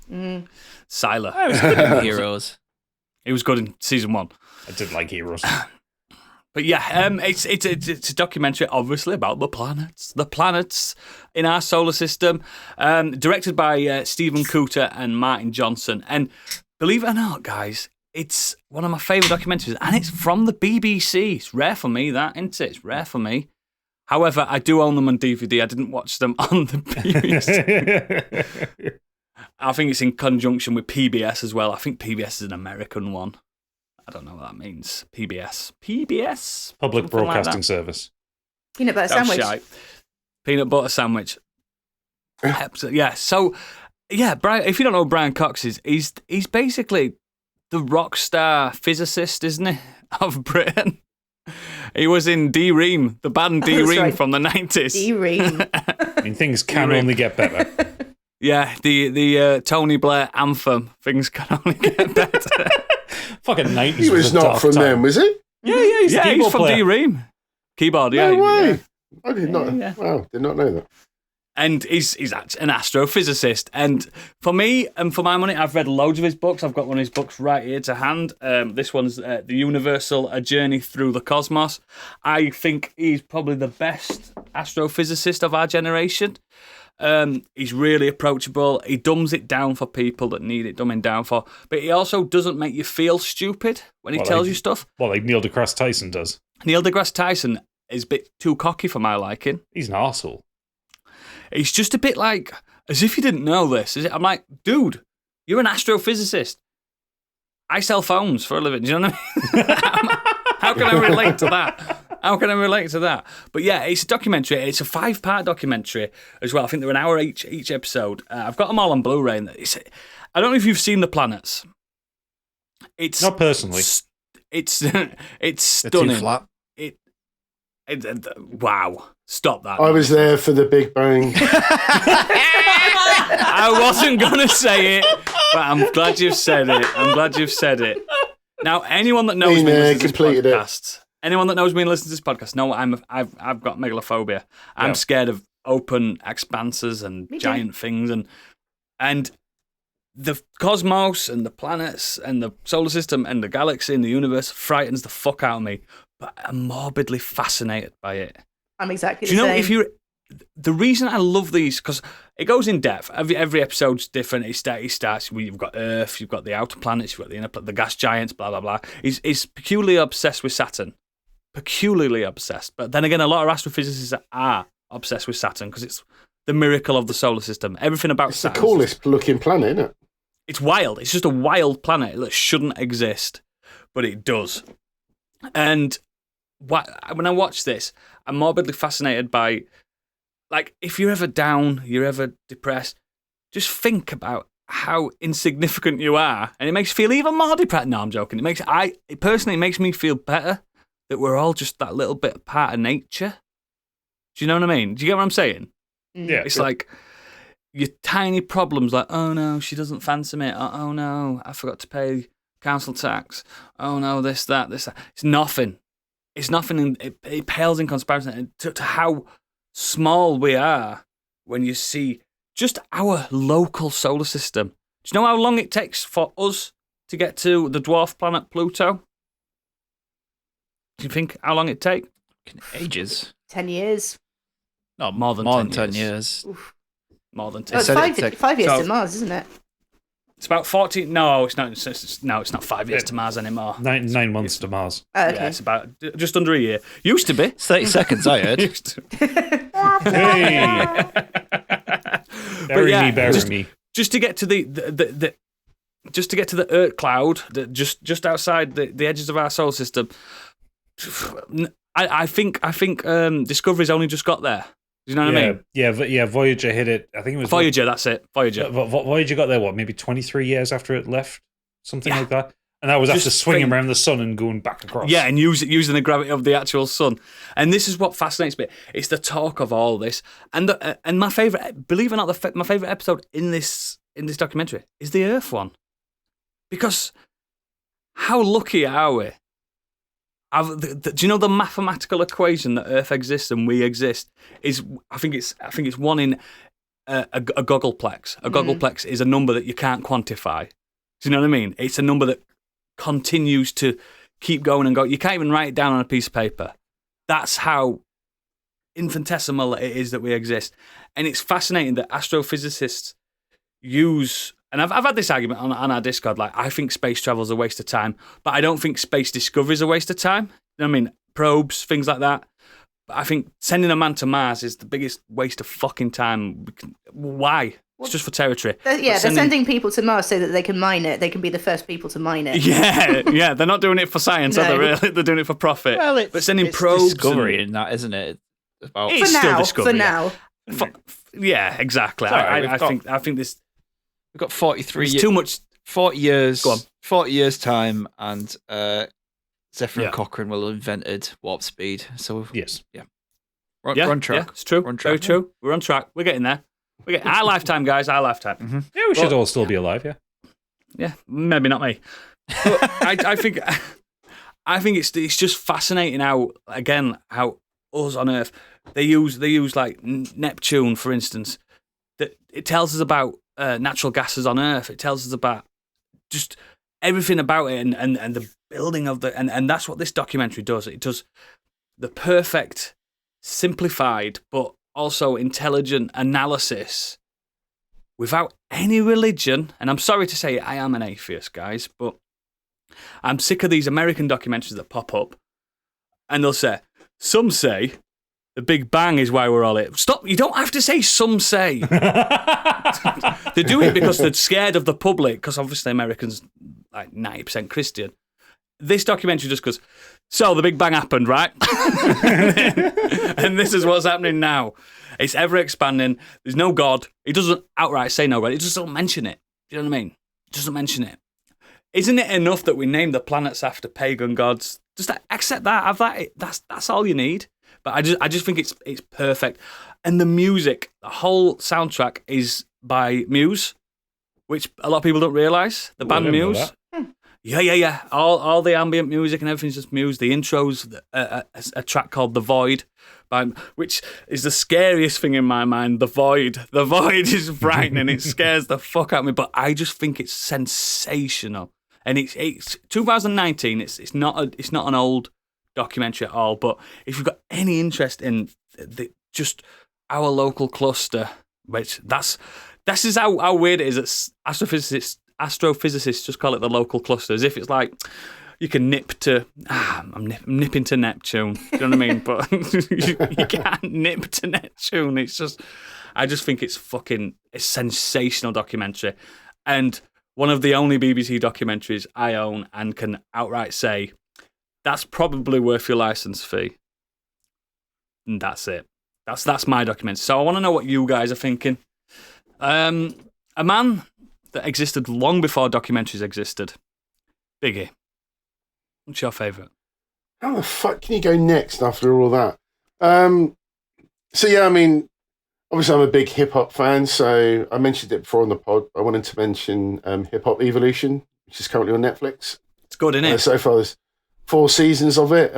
Yeah, really, really good. It's hosted by Juno Award-winning artist Shad, and he basically just travels around, generally the States, but checking in with all the various culture icons and having a chat about how it started and where DJing originated, rapping, etc. Really well put together documentary, very deep dive into people's backgrounds, how they got started, where hip hop is sort of now and stuff like that. And just very informative. If you think you know any sort of music you're into, a documentary like this just gives you that extra info that you just go, oh, did not know that. It's just really good, really well done. I hope they do another season of that. Had to mention Making a Murderer again. Fantastic. Season 1 is better than season 2, but it's still a batshit story. Won't go into it too much, but it basically just tells the story of a guy called Stephen Avery. He served 18 years in prison. I don't like murdering ones. Well, it's a tough one because he served the prison sentence for 18 years for a wrongful conviction of sexual assault and attempted murder. And then he was banged up again in 2005 for a murder of a journalist, if I remember correctly. Yeah. And the other issue with the story is that his nephew was accused and convicted as an accessory, even though there was no real proper evidence for it. And it's just a fascinating story about how broken American law is and why these two potentially innocent people are in prison. I still can't figure out if they're innocent or not. It's a difficult one. People go, yeah, the guilty, the guilty, and then you look at all the other stuff, and I know that that documentary is kind of pushing you towards one side. Yeah. But the guy was about to win a huge lawsuit from the state and become a millionaire, and then all of a sudden, all this evidence started appearing that linked him to this fresh murder. As if the state framed him. It comes across as that. Yeah. I'm inclined to say that I think that he did. Obviously, you know, there is a lot of stacking against him, but I think there's actually there was a law passed, and I don't know if it was because of him or because of the West Memphis 3 case. I don't know if you heard of that one. No. But three young lads were sent to jail for a murder, basically based on them wearing metal T-shirts on Metallica T-shirts, and they were found guilty. And then they were released 30 odd years later, and I think because they were then able to sue the state for wrongful imprisonment, there's a law that if you're going to be released from jail, you are not allowed to sue the state. Such and I think bullshit. Yeah, bullshit. The wrong way to go about it. Yeah. Oh, sorry that we took 30 years of your life, but if you want to get out, you're just going to have to like it or lump it. Yeah. You can't sue people in this country for the same thing. The only thing you can do is get your record scratched from the criminal record annulled. So you don't have to declare it for jobs and stuff, but you don't get money back from government. The thing is that Making a Murderer one though is that there's evidence to suggest that he would have done it, but the coercion of his nephew, who at the time was only like 16, the police, the way they questioned him was completely illegal. He was on his own. And there's literally a bit where they scour his trailer and they can't find anything, and then they just go back one more time. They go, just go and have a look one more time, and then all of a sudden they find they find her keys behind a bedside table, and like, no one looked there before. Bullshit. And it's just it's so. I've not seen it, and I don't want to cast aspersions and stuff like that, and getting involved in some criminal cases, but. You've got to remember as well with some of these documentaries, especially the Netflix ones, they're dramatized. So a lot of it's not what you see. I mean, they are, but they do have all the lawyers. Like the lawyers are literally there going through everything with you at the same time. And there's a season 2 where there was another lawyer who found even more evidence to support his claim. Yeah. Like it's not like it's just Netflix. Like they've got it all there. Saying, look, this has happened. This has happened. And like Sticky says, people will go away thinking different things, but for me personally, I felt like he was innocent. And some of the people on the you can make your own mind up. The prosecuting side seem proper dodgy Yeah. as well. So, yeah. You're telling me that the American criminal system's dodgy and the justice system's dodgy? Yes. That's No one's exactly what I'm ever saying. said that in the history of the world. You heard it here first. Speaking of which, the other one, for obvious reasons, is Tiger Kings. I was late to that one. I missed all of that when it first came out. But yeah, batshit documentary. Do you know, in grand scheme of things, it's not a good documentary, is it? No, it's a terrible It's a good documentary. tale. No. It's a good tale. It's a good Yeah, story, but yeah. it's not very well edited or paced or anything like Well, that. it's less that. It tells a story that the director wanted to tell, but it might not Yes. necessarily be the right story. Exactly. Yeah. It really angles on like character assassinating So there's Carol too much Baskins and gay panic for me. There's too much there's a gay fair panic bit of gay in that. panic. It's like, oh no, he's gay. What? What a revelation. Yeah, look at him. What a fucking mystery. I mean, to be fair, what I the man mean? is gay panic. Yeah, panic's gay. Yeah, I, that's the only the only like weird thing I get from that Tiger King. There seems to be like a lot of the talking heads seem to be like take one, take two, as if it's not legit. Yeah. But it's very entertaining though. Hasn't Yeah. Carol Baskin's I husband mentioned turned it before. up recently Sorry. as well? Yeah, exactly. That's what they say. Don't they? Mad. I mentioned 9/11 before. It's a Yeah. fascinating documentary. The two Fantastic brothers documentary. filming separately on the day. That's just for me a must Harrowing, horrendous. watch. Very much so. Very much so. But Honestly, as important. much as conspiracy exists and stuff like that, you understand why that country are so paranoid. Yeah. You can't blame them for it. Mm. Do you get what I mean? Something like that, you cannot blame them for it. It's not fair. No. Mm. Another unusual one, which I won't go into too much detail because of the subject matter, but Capturing the Freedmans, it's a Yeah. fascinating documentary, which actually started out in a completely different way, where the director was initially making a short film called Just a Clown. He was looking at children birthday party entertainers in New York City, and then he discovered this particular person he was looking into had a very sinister past to do with It child went off the rails molestation. quite fast. Very much so, with recorded home footage of interactions. Not obviously that stuff, but just interactions with families and stuff. It's really dark, really fascinating documentary. And another one I mentioned before was Summer of Soul, about the almost like the Black Woodstock. I still think people should watch that. It's brilliant, by Questlove. Fantastic, about why it was never originally technically shown on TV. And finally, for Bedrooms to Billions, because of my retro head stuff, is just over a 2-hour documentary about the bedroom coders from 1979 to present day. About That's the really good, that film. computer technology in the UK, how it inspired a generation of enthusiasts, hobbyists, school kids, bedroom coders, and entrepreneurs to make the UK one of the, at the time, the biggest computer industries. Oh, it was massive. It was massive back then. Cool. Excellent. There's so many to choose from. Yeah. Candy, what you got? Well, I struggle because I brought quite a lot of documentaries that I prefer to the one that I'm bringing to the Nexus, but I think this is one of the ones that this one that I'm bringing will certainly provoke a reaction, whether it be negative or positive towards this particular actor, and it's Jim and Andy, The Great Beyond. And it's a documentary that revolves around Jim Carrey portraying Andy Kaufman on the film Man of the Moon. I've seen it. So this is footage made up of that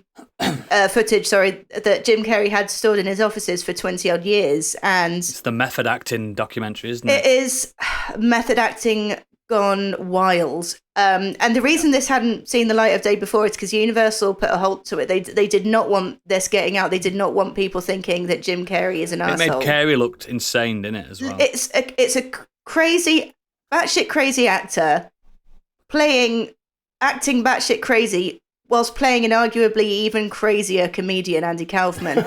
Because by all accounts, he was next level insane. The man was insane.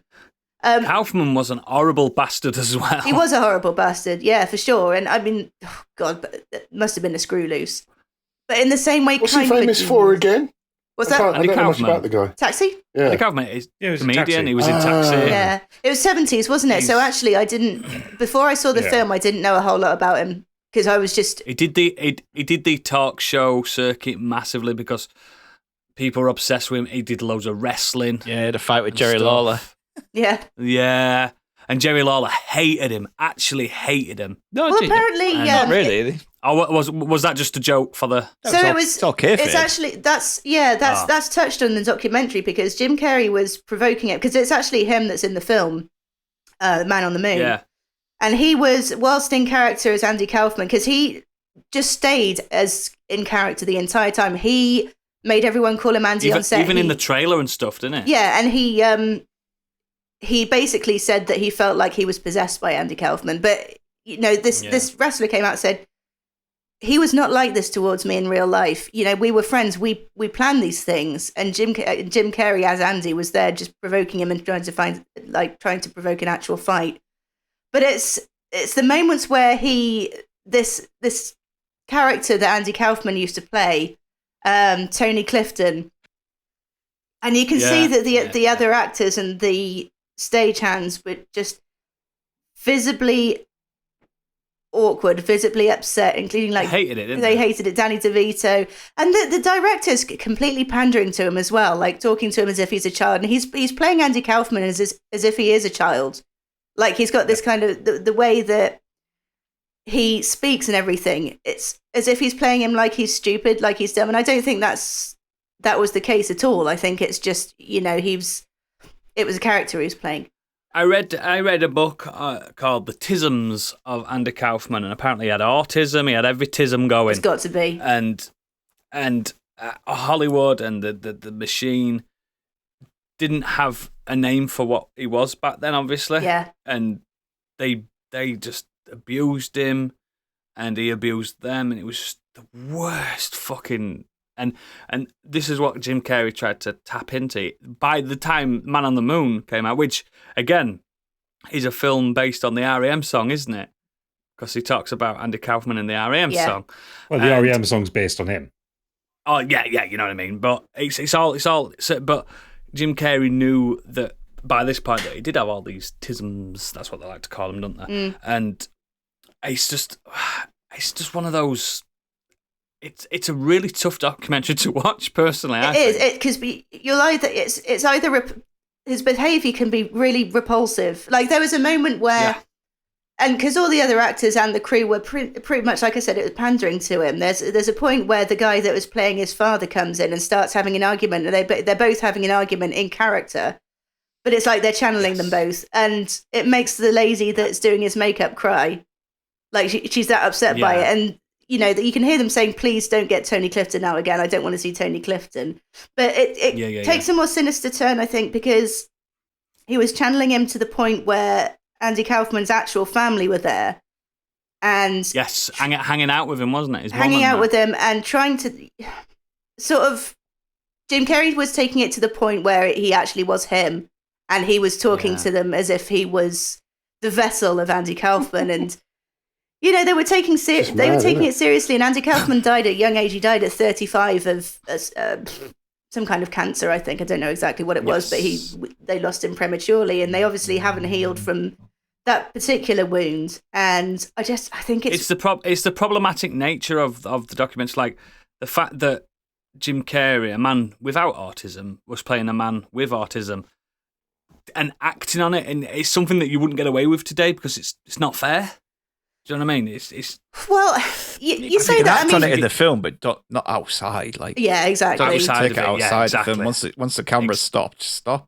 Yes, It's been talked about a lot recently. Last year there was a lot to do with method acting because there was someone who got into some hot water over it, and a load of actors came out saying, "There's no point. You don't need to do that. You don't need to be an arsehole 24/7. Like you're good enough to do it." Without having to be method. If you trust your abilities as an actor, which you should, if you're an A-list actor, which it's always the A-list actors that tend to take on this kind of narcissistic look at me kind of, because that's what it comes down to. It's a look at me type thing. I'm putting my heart and soul into this role so much that I am suffering for my art.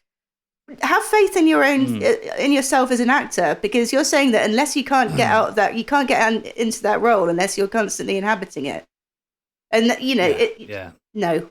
Yeah, there was a thing with like Leo working on Django regarding it. Yes. Jamie Foxx tells a story of like how Leonardo DiCaprio was having trouble like saying the N-word so much. Jamie Foxx said, "Don't worry about it. Just think of it like this, think of it like that. Just acting, just this." And then he said, "I came in the next day, I said hello to Leo, and he just ignored me, and he like this, like he put himself into the character. It's like, okay, I don't like this black man in the film, so I'm going to pretend I don't like him in real life to stay in that. Like, you don't need to do that. It's awful. Yeah. They were saying about Joaquin Phoenix as well, where he used to go. He went overboard with a lot of them. Just stopped it. And Gadget's favourite, Tom Cruise, where he used to be on set of Mission Impossible and pretend he got a text message from MI5 or whatever. Yeah, that was weird. It's weird. It's just weird. Like, we know it's not. Christian Bale used to be really bad as well. Apparently, when he was terrible with it. When he was doing like the getting big, getting skinny films, like when he did like The Machinist and stuff like that. Apparently, he was. And his doctor's saying you're going to die. Yeah. It's awful. I do have an ick as well nowadays with people without mental illness playing people with mental illness. I don't know. As a man with a mental illness, I find it a bit. I don't know. I know sometimes it's difficult. It's difficult to find an actor that's got a mental illness that can act as well. Do you know what I mean? Yeah, I'm not so bothered by that. Like, I think an actor can act into a mental illness perfectly fine. It's whether that representation of it is fair. Yes, that's it. Have they done enough research to understand it? I think it's important. No one truly knew what Kaufman was like. Off camera. Simple Jack. Yeah, I can't remember the name of the co-star that was in Taxi with him. It wasn't Danny DeVito. It was one of the other. Christopher Lloyd. Yes, Christopher Lloyd was in it. But he says for a moment, he says, "But I didn't even know what he was like." You know, he was asking how he acted. He's like, "I don't know. I didn't know him. I knew as much as almost anyone else on the planet about him." Yeah. So. No one knew what he was like off camera, and that's the problem, isn't it? And Jim Carrey was channeling. It's a fascinating documentary, but it's a very tough watch. I agree. Yeah, it's provocative, and I don't know if you'll, like I said, like in a positive or negative way, but it's like I would have brought one of the other documentaries that I brought on the Nexus because I preferred it more, but I think this one is definitely worth a watch. It's yes, it is. It's fascinating. It's not a Sunday watch. It's a more laid in bed watching it and thinking, fuck, it's a thinker, isn't it? It's a proper thinker. Yeah. Excellent choice. Gadget, what you got? Dungeons and Dragons? No, actually, weirdly enough. So I tend to watch documentaries most when I'm ill. I don't know why. I just like lie on the sofa in the middle of the night and just watch documentaries. I've done it. I found this one last year when I had the flu. And it's not an uplifting one. But it's not a lot of them are. No, but it's one that you should watch. It's on Netflix. It's a Netflix documentary. It's called "Keep Sweet, Pray and Obey." Oh, so this is a mini-series. It's a 4-part mini-series on the fundamentalist Church of Jesus Christ of the Latter-day Saints. Are the Mormons? Well, you see, the Mormons are the Church of the Latter-day Saints. These are the fundamentalist Church of the Latter-day Saints. The extremists. These are the extremists who became their own thing in 1906 when the Mormons said, we're not going to do polygamy anymore because it's illegal. Yeah, because it's stupid. So these guys were like, no, fuck off. I want to have a load of wives. We're going to make our own church with blackjack and hookers and polygamy and take over this little bit of Utah. It was Salt Lake, wasn't it? Yeah, and then they kind of moved outside of Salt Lake. But it's kind of focused around its current leader, Warren Jeffs. That's him.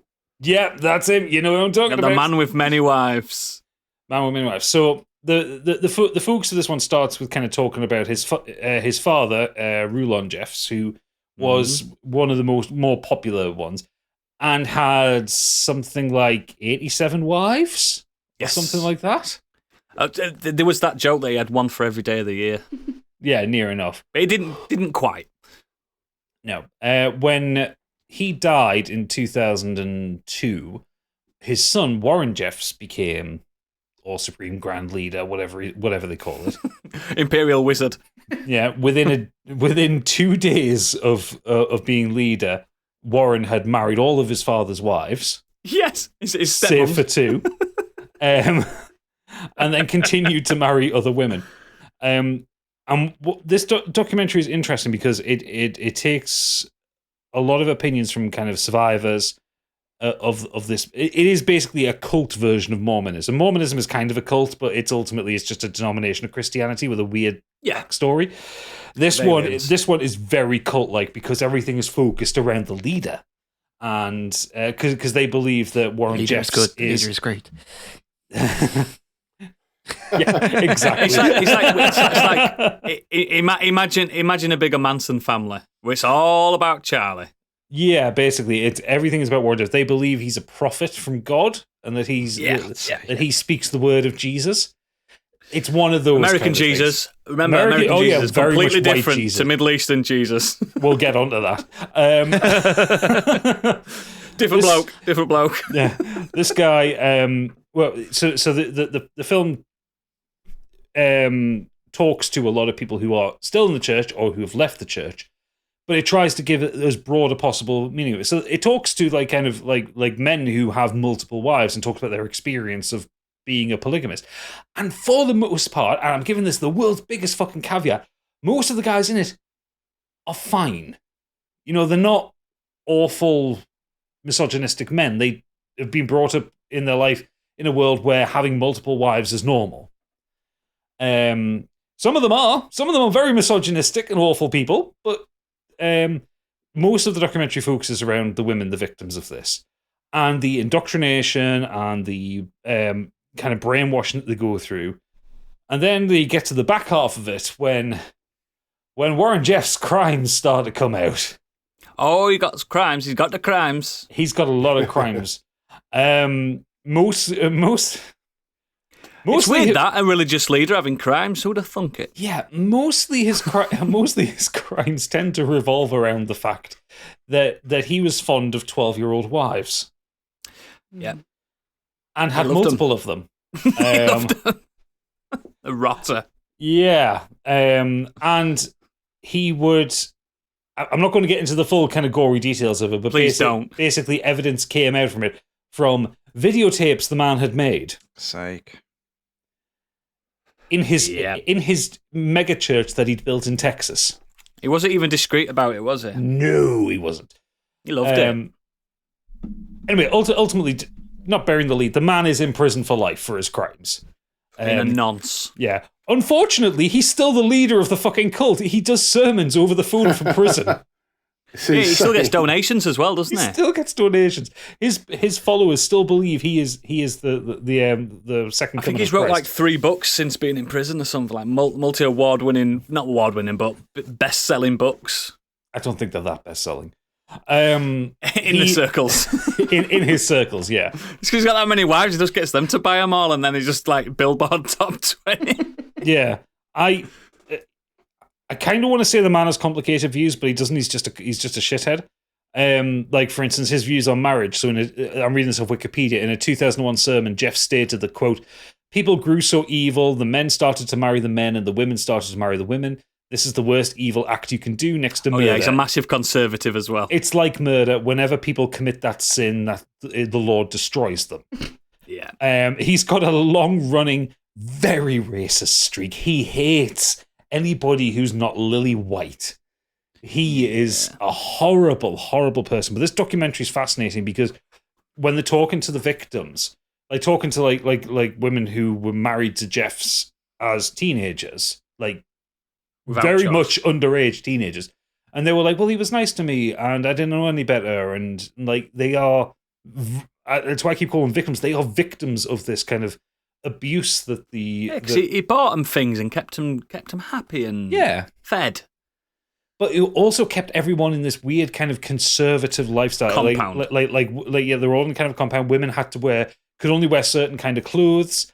Had to have dresses that came down to the middle of their calves. Like, if they went shopping, 4 of them had to go at once. They couldn't go alone and stuff like that. Had own groups.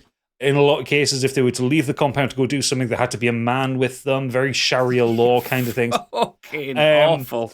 But he Handmaid's Tale. This. Yeah, very much so actually. But he would go off on these kind of like what he would call kind of religious excursions, or kind of like to listen to the word of God. He was going to Vegas and getting hookers and betting and gambling and getting drunk because he was worth hundreds of millions of dollars, because every person in that community had to give him tithes.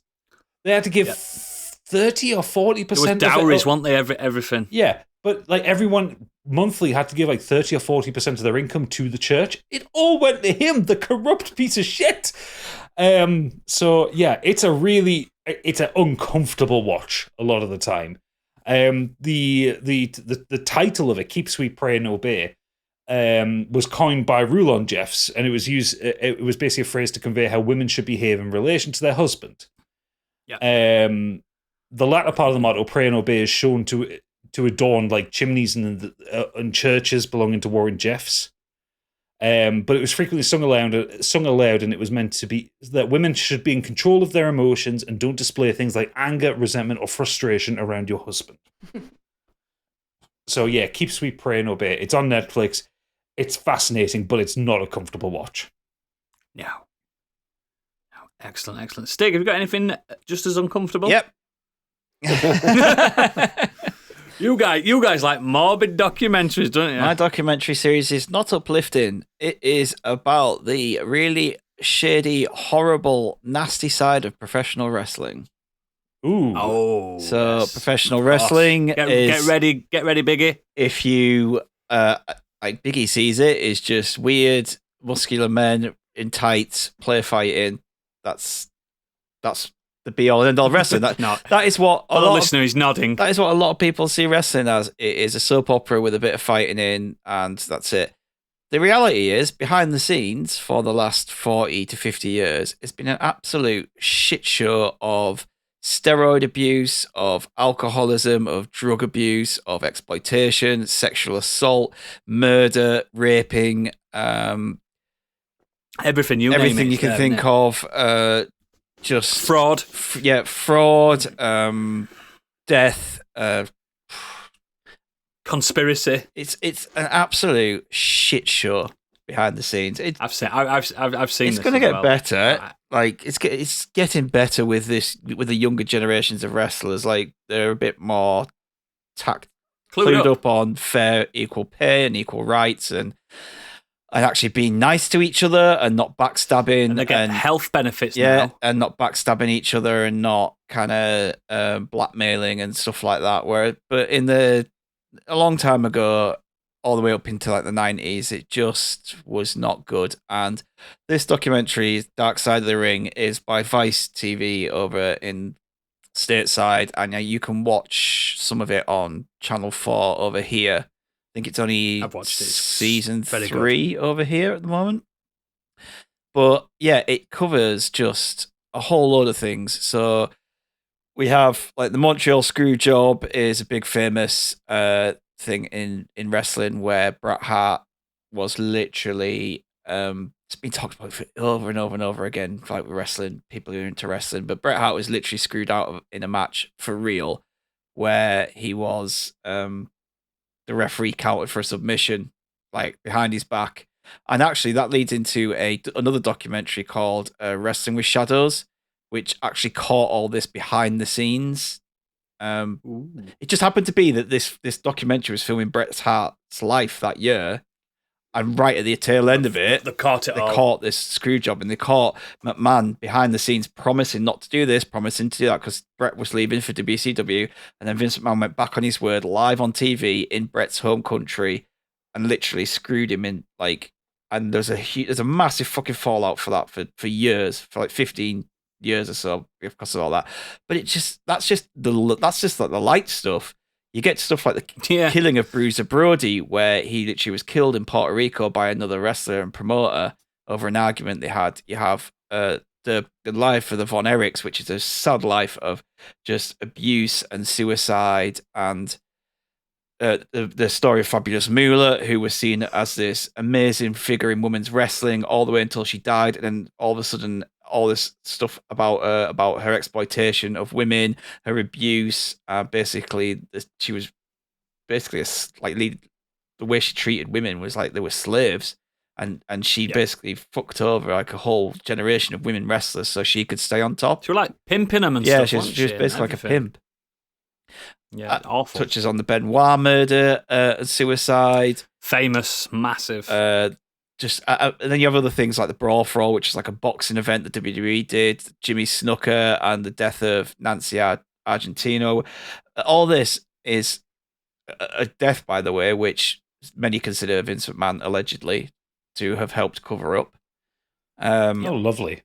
And Vince McMahon were not scared of a bit of a conspiracy. Yeah, obviously the death of Owen Hart and what happened there, because this isn't in conjunction with WWE, they can say it, and they have wrestlers, they have ex-wrestlers, they have ex-people in the business on camera talking about it, giving their views that I was there when this happened, I was there, this happened, and then they talk, and then they can give their opinions on things, and you get a lot more insight into what you do with, say, a WWE documentary. It's very tailored to their side.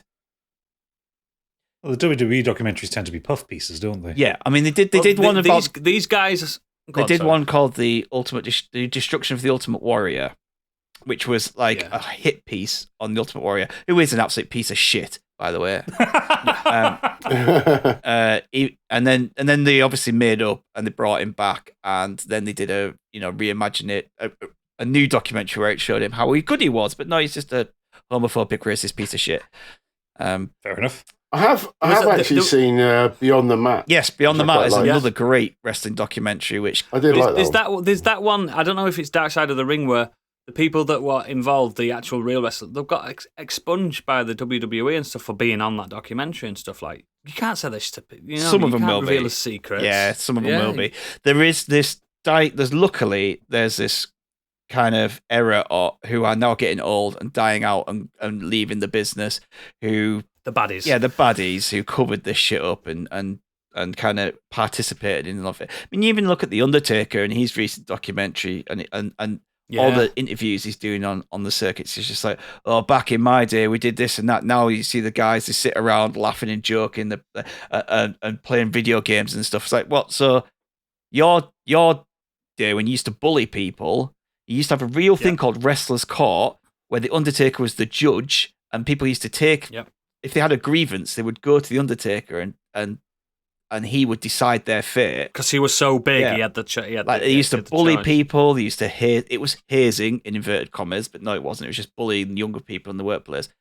And now they complain that the current generation don't do that. Fuck off. And this kind of this documentary just goes beyond that, though. Like the plane ride from hell, which was like a plane journey where loads of wrestlers, Ric Flair being the main culprit, allegedly. I'm just going to throw those in. But he got absolutely wasted and sexually assaulted the flight attendants on that. He denies it, but it's Ric Flair. I was going to say, if anyone's going to be a wrong, and Ric Flair looks like a wrong. Yeah. And it's just... You mean Rick Cocaine Flair? Yeah. Give up. The man with the reddest skin and the whitest hair. Give up. Clean living Ric Flair? Give up. Give up. Next you're going to tell me Hulk Hogan's problematic. Never. Well. It touches on... It just touches on a lot of this stuff. A lot of... Like, the last series was about Ultimate Warrior, the Dynamite Kid, who had a lot of problems with alcohol and drugs, and ultimately, the business, he ended up being paralyzed because of the business. Chris Kanyon, who was basically kind of run out the business for coming out as gay. And no gay wrestlers. Yeah, it's just, it shows the real nasty side of wrestling, which I think is important to see. Like, even if you're a fan of it, like it's a shitty business. It was born from carnivals. It's still a bit carny. And there's some fascinating stories in this. And it's like a lot of wrestlers from the 90s, even the early 2000s, a lot of them have died because they just were just thrown through the grinder.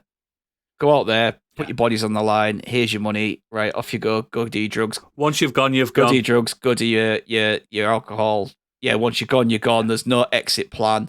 You see a lot of wrestlers like wrestling in the indie scenes into the 60s because they've got no plan. Like, luckily, I said the younger generation know their full-time job is conventions. Yeah, they're a bit more switched on now. So sad, isn't it? Investing and saving and stuff. Yeah, they own their own rights and stuff. But like this that. is just kind of the stories about all these people that didn't get that and kind of what happened to them because of that, being chewed up by the system, spat out, and not cared about. Despite what the WWE puts on there, oh, we're sad to learn of the death of so and so. I was like, well, you weren't sad about it when you were in and out of, rehab because of what you put them through, that kind of stuff. And it's nice. It's good. Yeah, definitely not nice. It's good to see these stories being told, and you're not just hearing it from the victors. You're hearing what's actually happened. So yeah, Dark Side of the Ring, a really good documentary, a series on the shitty side of professional wrestling. Excellent. So have we got any feedback? We do actually. We have a fair bit. People have resonated with this one. So we'll start with the It's Not That Bad podcast. He said a smallish list. When the Levees Broke, Shut Up and Sing, The Devil and Daniel Johnson, Wordplay, Foo Fighters Back and Forth, Joy Division, 30 for 30, June 17th, 1994, Control Room, and This Movie Is Not Yet Rated. Okay, I may like a few documentaries. I don't think I've seen any of those, actually. I have heard good things about the Foo Fighters one, though. I think there's a few ones. I can't remember which one it is I've seen, but one of them is excellent. I think it is Back and Forth. The Sonic Highways was the one where they were making the album and they were going to different studios, and it was like a tour of studios. Isn't When the Levees Broke about Hurricane Katrina by Spike Lee? Yeah, it is. Yeah, that's supposed to be awesome. Yeah, it's harrowing as well. Yeah. Lee Davies has said, I absolutely love David Bowie, cracked actor. It was made in the mid-70s around the time he was filming The Man Who Fell to Earth. He's so fucked on cocaine all the time. Yeah, he is. It was the 70s and he was an avant-garde rock star. Of course he was on cocaine all the time.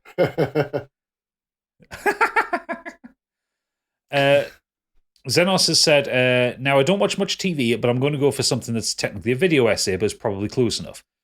I'd like to say YouTuber H Bomber Guy's entire channel, but to narrow it down, I'll say specifically Roblox_oof.mp3 and Vaccines and Autism, a Measured Response.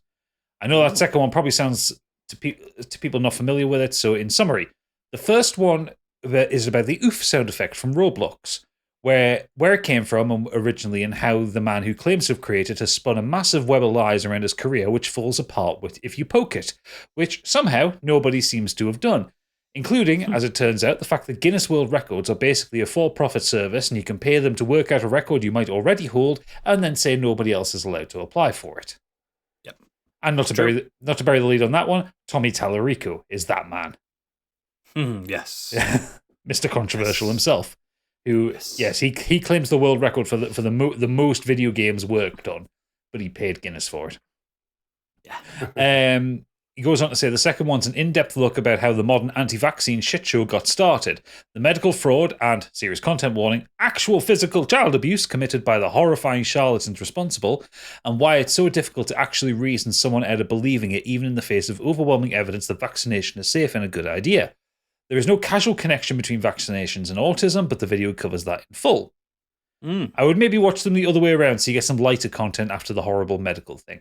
I'll back him up. I was going to bring H Bomber Guy's stuff until I saw I've this seen in the some feedback. of his stuff. He's really fucking good. He's also a little bit thorough. unhinged. He's very thorough. I like it. It's a good recommendation. That I don't get into many YouTubers, but he's popped up a few times, and I've watched. Yeah, really good.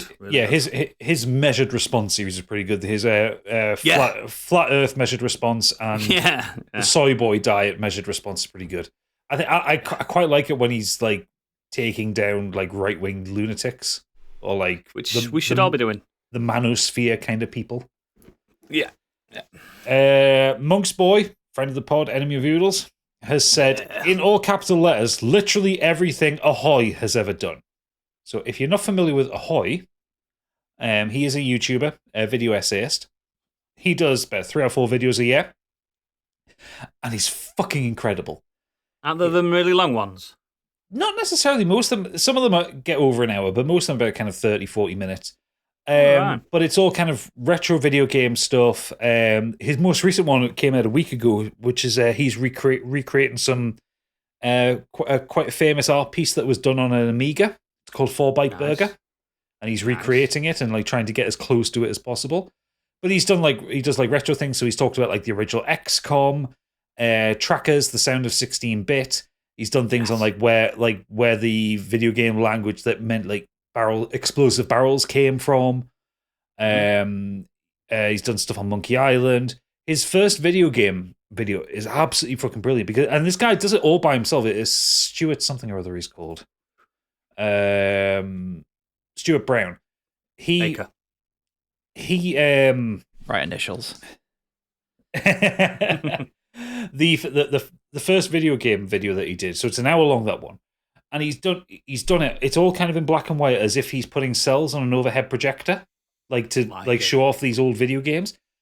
And it just looks brilliant. Like visually, it's so simple, but it's kind of stunning and keeps you held onto it. The guy needs to be just followed just for his use of Photoshop at all. The guy's incredible. Like me, both like Monk's Boy put me onto him, and we both like text each other back and forth excitedly whenever there's a new Ahoy video out because we're both so excited by it. Also, the guy's got a voice that'll just send you to sleep with good vibes. He's got a very nice, low, kind of Midlandsy voice. So yeah, looking at Ahoy. Robotic Monkey said, Anvil, the story of Anvil. I caught this when it was on Netflix and I was expecting a bit of a spin on Spinal Tap. Instead, it's the heartwarming story about friendship and hope and chasing your dreams no matter how far and out of reach they always seem. He then says, in a similar vein, I've also heard the Sparks documentary is good, but I've not seen that yet. Oh, and if you haven't seen them already, check out Everything is a Remix series by Kirby Ferguson on YouTube. Everything you love and were into before everyone else was is probably already a copy or rework of something that already happened. Yes. Yeah, Anvil's great. I love that film. It's great. It's that scene at the end when they're on stage in Japan and they see the audience and it's just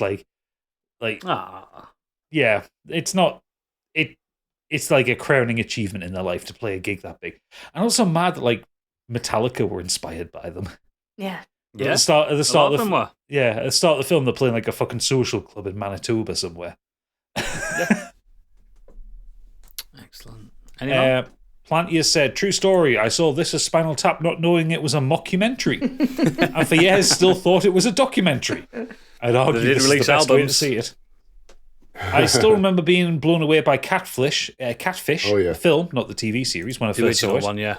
I know there's been shit written about it since, but to my mind it's still one of my faves. It's great. If Oodles hasn't picked an American movie, he's dead to me. Oh, it's great. Message me about doing that as a Patreon exclusive episode, just me and you, K-Man. Yeah, I could do that. I could absolutely do that. Love that. Love it. Absolutely adore it. Final point, as a Forest fan, I love I Believe in Miracles, the story of Brian Clough and Nottingham Forest double European Cup winning teams. Disco, Northern Soul, and 70s and 80s football. It's a heady mix and a story that will never be repeated. Be great if Brian Clough weren't in it. Oh yeah, Leeds fans don't like Brian Clough, do they? Fucking prick. Angry Kurt says, the Chris Chan YouTube documentary series, which is still going. No, that is so long. Don't do it, people. I don't know what that is. What is that? Chris Chan is a very controversial person on the internet who kind of does some fucked up things, but was kind of egged on because they had blog followers and DeviantArt followers, and YouTube followers, and they've kind of got. I can't remember whether it's kind of autism or something like that, but they have a mental disability, and they've only just got out of prison. It's basically got to that fantastic. point. But there has been a YouTuber detailed documenting this. It is something. It's hundreds of parts. I'm going to find it now. Find out how many parts there are. The internet is full of rotters. So the 2 weeks ago, Chris Chan, A Comprehensive History, Part 74. Fuck that. Yeah. And they're all about 40-odd minutes long. Like, there is a lot to this person. I don't know what it is, so I'm not bothered. No, it gets dark very quickly. I wouldn't recommend it. I suppose if you're there from the beginning, it's fantastic. Yeah, I think I've watched the first 5 episodes and I was like, no, this is too depressing for me. For me. He goes on to say, I love football documentary with behind-the-scenes access to clubs. My favourites have included Arsenal, Spurs and Leeds ones on Amazon, but the granddaddy of them all is... The granddaddy of them all is Sunderland Till I Die on Netflix. Ooh, Sunderland. It's good. No, it's a good documentary. It's really good. I know, but I'm a Geordie. I'm genetically predisposed to hate the Mackhams. Fuck the Mackhams. Fuck the Mackhams. The others I would say you would only really appreciate if you're a football fan, but Sunderland Till I Die can be appreciated by non-football fans as it's more akin to a drama, which brings me onto my second pick. Drive to Survive. This is my favourite documentary, sports or otherwise. Prior to watching it, I wasn't massively into F1, but as you know, I'm now a full convert. The access Netflix has is great, the production values are amazing, but most importantly, it creates a great drama as you follow the characters involved in F1. It has faced accusations of creating bad blood between drivers, which doesn't exist, which might be true, but it's so entertaining and no one can tell me that everyone on the grid doesn't hate Red Bull's Max Verstappen or Chris Horner. Trust me when I say that you don't need to be an F1 fan for this and allow yourself to be glued to the screen for several hours. No, mine do. I'm into it. I'm into it. And if you haven't watched, if you haven't watched the the F1 films, I've watched the F1 films. If you haven't watched the Kurt, do the Wrexham one. That's really good. Yeah. No, he has watched the Wrexham one. Has he? He didn't like. It wasn't enough about football, was it, for his taste? Oh, fair enough. But yeah, that's all the feedback we have. Excellent. As always, links to all our extracurricular activities are in the show notes and at modernescapism.co.uk. Please find it within your hearts to try out our Patreon. You get loads of exclusive content and you get access to the Green Room, which comes next. Please check out our YouTube, TikToks, Twitters, everything. Just don't miss out, guys. Don't miss out. Next week, though, continuing with non-fiction, it's moments that changed history. Because we are the people that can say these moments changed history. Think Steve Jobs revealing the iPhone, that kind of thing. It's got to be media related. Oh, so not the day Biggie was born. Yeah. I mean, it's kind of media related. Oh, this is true. Of course it did. One of the best broadcasters on the internet. Created the Big Bang. The Biggie Bang. The Biggie Bang. The Biggie Bang. He's had a big curry the night before, if you're not a and patron, here we are. this is the end of the show for you. We apologise, but if you're going to be tight like that, we can't honour it. We can't honour it at all. But for all patrons, meet us in the Green Room very shortly. Goodbye. Bye. Bye. Bye.